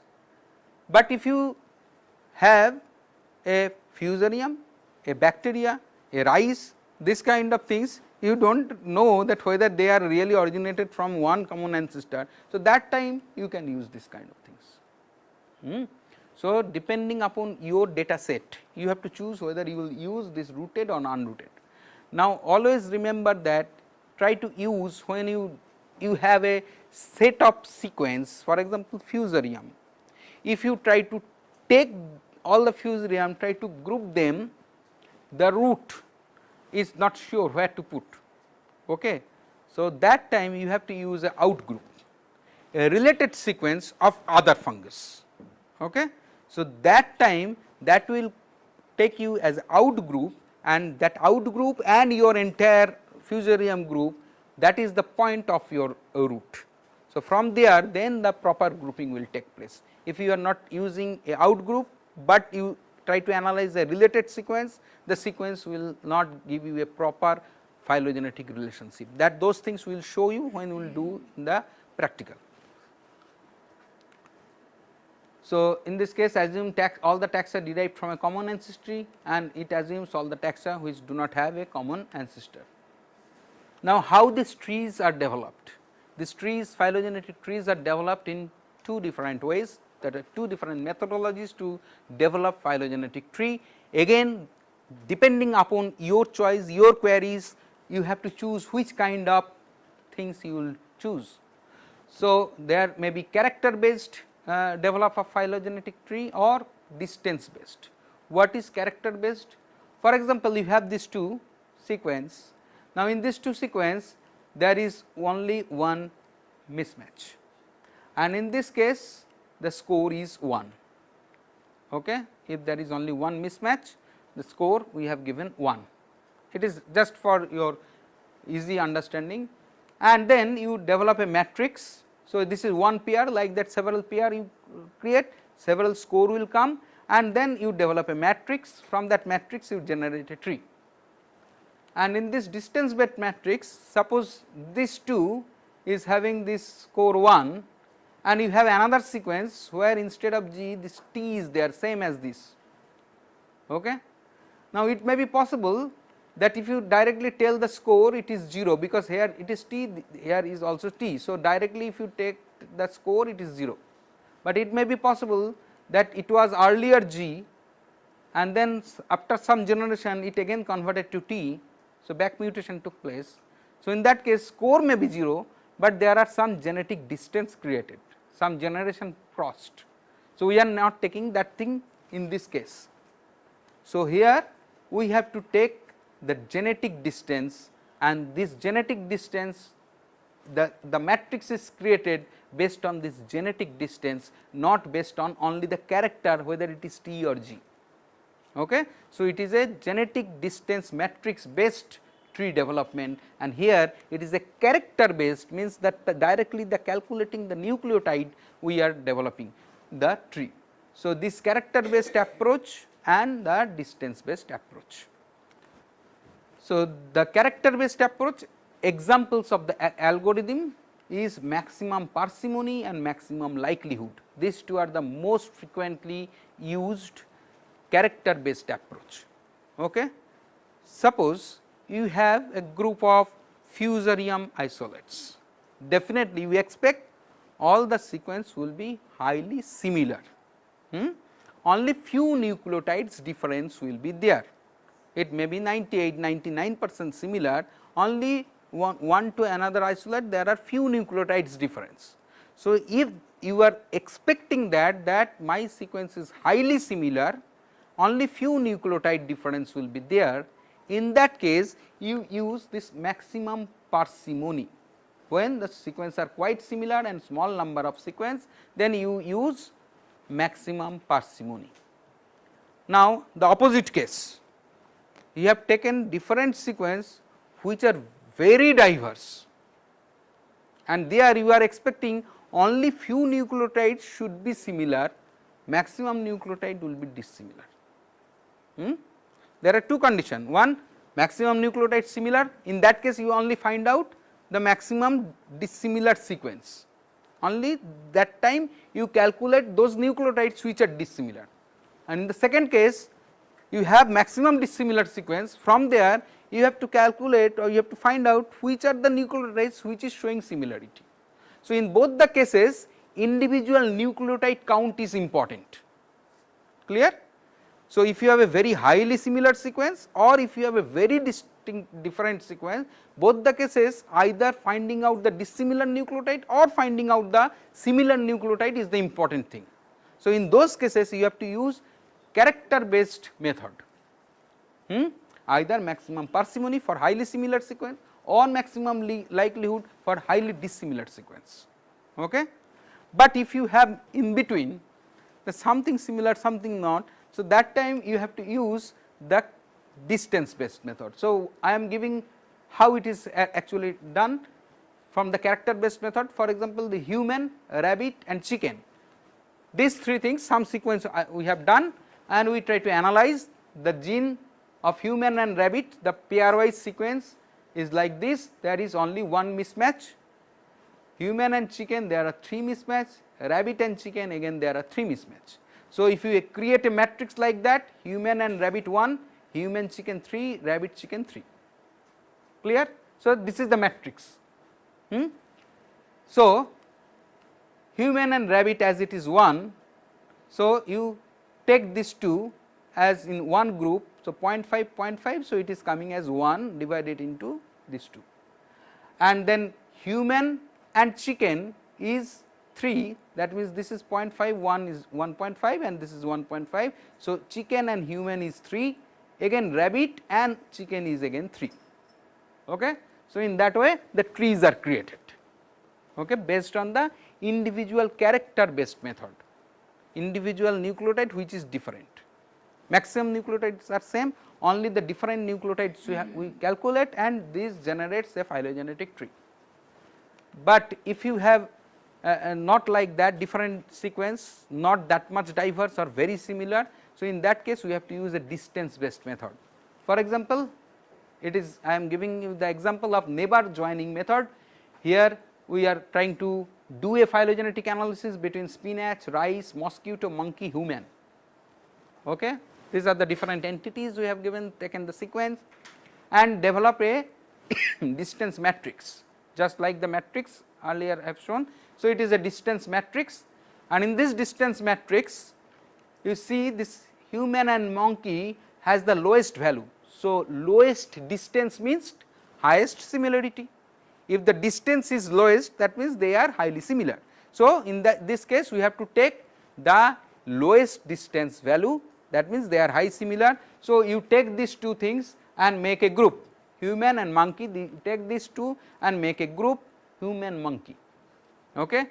Next phase, you have to calculate with this group, human monkey group, which one is showing less distance. Okay. So, either this or this, which one is showing less distance, that means they are much more closer to this monkey human. So, again another distance matrix created, taking monkey and human as a group, and then they calculate the distance matrix of this, and you can see now with this monkey human group, mosquito is coming the least. That means now we can join this monkey human with mosquito. Okay. So, it is building up the phylogenetic tree. So, monkey human with mosquito. Now, we have to find out with mosquito monkey human as a group, which other two will show close relationship.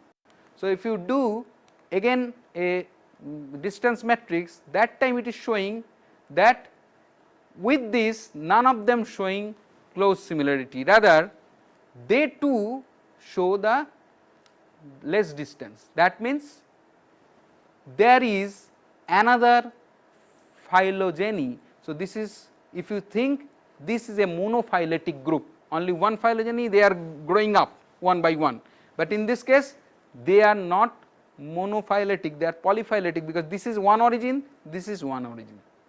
Okay. And they group separately, and then at the last step finally what you have to do, you have to join these two group to finally gives a polyphyletic group. This is one phylum, one group, one cluster where these three things are there, this is another cluster where these two things. So, in that way in the phylogenetic tree different clusters are created, and these clusters are joined together with a bigger cluster, with those bigger cluster another cluster, in that way phylogenetic trees are developed. So, either they are developed by character based method or they are developed by distance based method, that depends upon what is your query. So, finally, before draw any conclusion, we have to do bootstrapping of the phylogenetic tree. What is bootstrapping? Bootstrapping means it will give you the confidence of grouping them together. Okay. So, it is a kind of, I tell to all the students, it is a kind of horoscope matching.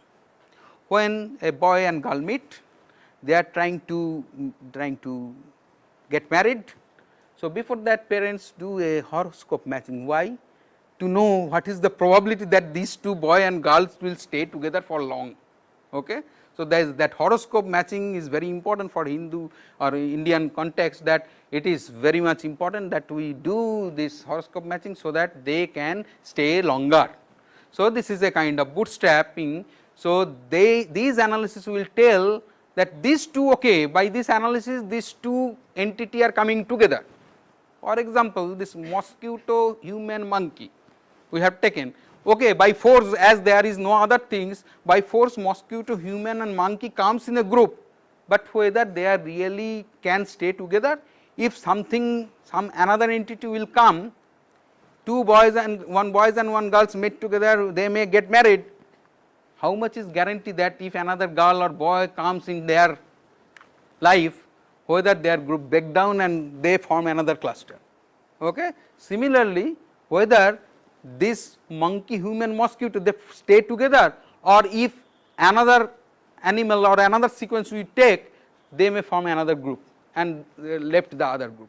So, that confidence how much is there in the tree, that is judged by this bootstrap method. So, it is the assessing the statistical significance, the position of the branches in the phylogenetic tree, whether they hold together always.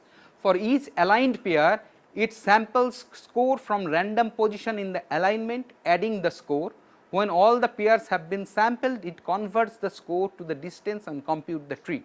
And in that way, several times replication they do. How actually they do, you just see, for example, sequence A, B, C you have taken, and 0, 1, 2, 3, 4 is the position, they analyze by like this position and first they generate a tree like this, and then they resample this tree. Resample means now after 1 they take the position 5, then 6, then 2. So, randomly all these positions are converted, but the 5th position whatever is there that will be there, but their position just changed, and in that way several replication with different combinations of the positions of those sequence, they again do the phylogenetic tree. And here you can see this generates again ABC, this is ACB, this is ABC. So, out of these 3, 2 are giving the same thing, one combination gives different. So, out of 3, 2 are things, that means 70 or 75% chance is there that if some new sequence will come, they may segregate. Okay. So, just like horoscope, they will tell you that whether this 2 sequence, the probability or confidence of staying the 2 sequence together is very high or not. So, very high bootstrap value means their confidence of staying these 2 sequence together is very high. If it is very low, it may be possible that in future some new sequence, if you take another data set, then the phylogenetic tree will not hold true. Okay. So, it is till now it is a little bit confusing. I am trying to solve the confusion clearly. You choose a data set related sequence and first you obtain a multiple alignment. You do multiple alignment, generates the sequence identity matrix or similarity matrix, and after doing the sequence identity matrix, first see among this sequence whether the sequence identity matrix is telling that all this sequence have strong sequence identity or not. If they have very strong sequence similarity or identity, then you go for maximum parsimony based method, because they are highly similar sequence, that is why their similarity is very high. So, you go for maximum parsimony method, then do the bootstrapping and finally generate the tree. If your answer is no, there is no strong sequence similarity, then you question that whether there is clearly recognizable sequence similarity or not, that it is okay, it is not, may not be 95-98%, but it may be 60-70% or it may be 10-20%. So, whether there is clearly recognizable sequence similarity or not. If it is yes, clearly recognizable sequence similarity is there, then you go for distance based method, do the bootstrapping, develop the tree. But if your answer is no, that no, there is no clearly recognizable sequence similarity, that is very divergent, then again go for character based method, that is maximum likelihood method, maximum parsimony method when there is high similarity, maximum likelihood method when high dissimilarity, again character based method, and then finally do the bootstrapping, generate the tree. So, it is now clear that which condition, what type of tree, what data set is you have, according to that you have to choose which kind of method you have to use, which type of algorithm you have to use, and finally you have to generate the tree. Okay. So, software or this bioinformatics can give you the all the things is give you, but it is only prediction, it is not the actual. Many times it may give you erratic result, as different subjects are interlinked, it is very difficult to understand, and it may be possible to make relationship on models, but in reality it may not be appropriate. So, our mother nature took billions of years to create us, but we, the intelligent creature of this mother nature, we are now taking challenge to the mother nature to solve that mystery of billion years just by sitting on a computer. To who will say this last answer, our mother nature or a silicon chips. With this point to ponder over, thank you for your patient hearing. Any question you can now ask me.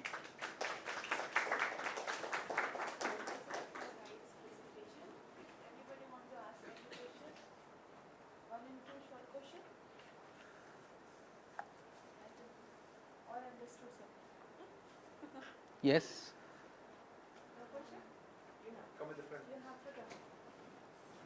Ma'am, mic is on or not? Please check.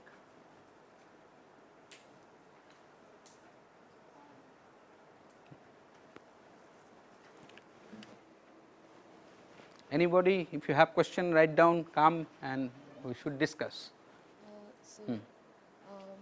About the concept of homologous genes, you said that we can only give a qualitative answer to that, whether it is a yes or a no. Yes. But then again, if we go back to the slides, maybe I can.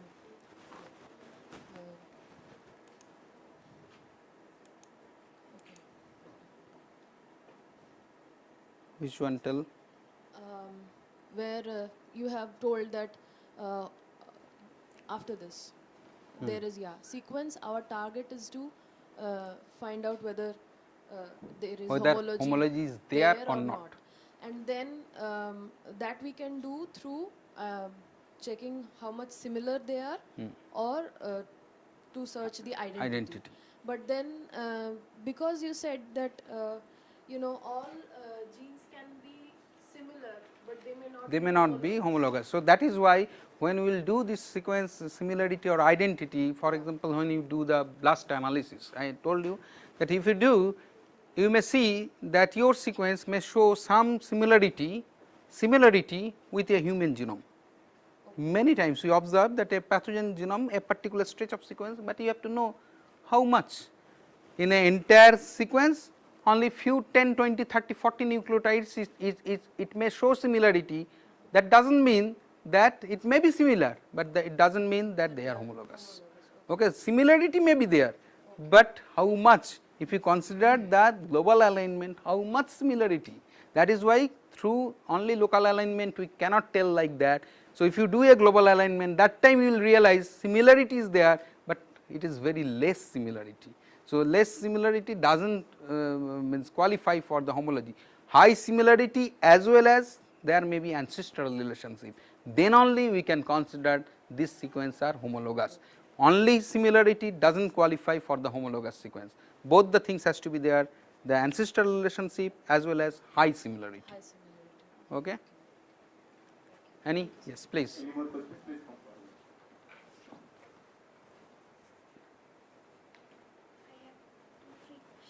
Yes. Chris and Sean.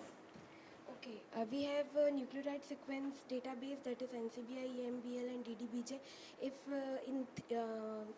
we are getting same sequence and same data in all three, then what is the basic differences in all three? If we are getting the same sequence in NCBI, if we are getting the same sequence in EMBL, then what is the differences? It is just for the initially first the database was created in under NCBI in the US, and as a competition EMBL also created a sequence database. The Japan also thought that in Asian countries we should have, but initially when we were students, that time when human genome sequencing started coming up, all the sequence softwares which we are seeing now all are paid software, because that time those countries thought that this is their only possessive things, that they will only use this database, they will only use this software, nobody can use, because they thought that they can do everything by themselves. But when they realize no, it is not possible, then they shares all the information, then they shares all these softwares that no anybody can do, because it is not possible by a individual or institute or even a country. So, all the country, that is why now all these things are means shared their information together, so that they can use. We can use any of them. Any of them. My next question is, if we are inserting the gaps and it is decreasing the score value, then Yes. we are using it and for the alignment?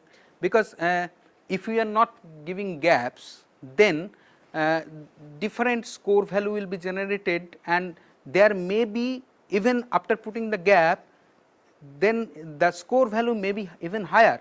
If you are not putting the gap, the score value will be lower, because in that time the match sequence percentage is lower, so score value will be lower. But if you put the gap, score value will be higher, definitely there will be penalty. After reducing the penalty also, the score value will be higher, because you are increasing the match. But if it is mismatch, their negative point is much more than putting a gap. So you have understood that if you put a gap, suppose that time you have to give penalty of 10, but if there is a mismatch, you have to give a penalty of 50. Okay. Okay. So, you have to increase the match, so that by putting the gap, so that even if 50 we are gaining the point, by reducing 10 points also we are gaining the 40 So points. this is all used by blast and local. Yes, if you when we will do the practical, that time you will see, we will do the blast analysis. At the end of the page, if you go, that time it will show you that how much is the open gap penalty, how much is the extend gap penalty. Even when we will do the mega or bioedit sequence alignment, that time also it will be written that what is the open gap penalty, what is the extend gap penalty. So, all this the information is given, because software will do, and according to that, if gap they have to create, then they have to give some penalty. Okay. But you have to reduce the mismatch value. Okay, since sir is sitting here only in biology, whenever you have a time, go and discuss with the questions whatever is there in your mind. And also we have a practical, so That time also. maybe you will be practicing this multiple alignment and the molecular phylogeny, generate a dendrogram, the tree cluster diagram. So at that time you can interact with them. If you have many more questions, so you just jot down those questions in your notebook. You can send it to sir by email. When he comes for practical, we can take up those questions one by one and try to answer all those questions. Okay. Anyone?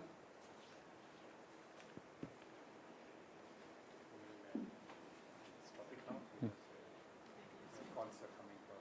Yeah, so now I want to thank Dr. Animal Roy for this very nice and good lecture, and I think you all benefited with this lecture from the basic molecular tools and the utilization, softwares, how you analyze your tree, and what software you use for your data set, all this thing, and rest will take in the practical class when he will teach you how to use the software properly. So now I want to request Dr. Kumar to give a token of our love and affection to Dr. Animal Roy.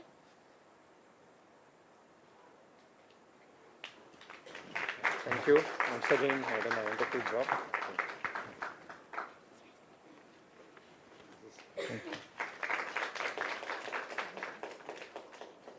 So, everybody is welcome. I am just sitting downstairs here only. So, if you have any queries or anything, you can discuss with me. Thank you. Okay, I think with that, today's the forenoon lectures are concluded. The second lecture, what we plan today, Dr. Deepa's lecture, I think she is flexible and she can deliver at any time during the coming days. I think we will break for lunch now. Yes. Right? So when you come back, start addressing, continuing the practical what we stopped yesterday. Perhaps you will be doing the quantitation of DNA, quality analysis, and the most important practical today is PCR. Please learn PCR technique group-wise, and ensure that each one of you put your hand in that particular pattern. Right? So all the best, and continue. I think it will go up to 5, 6 o'clock today. And come back.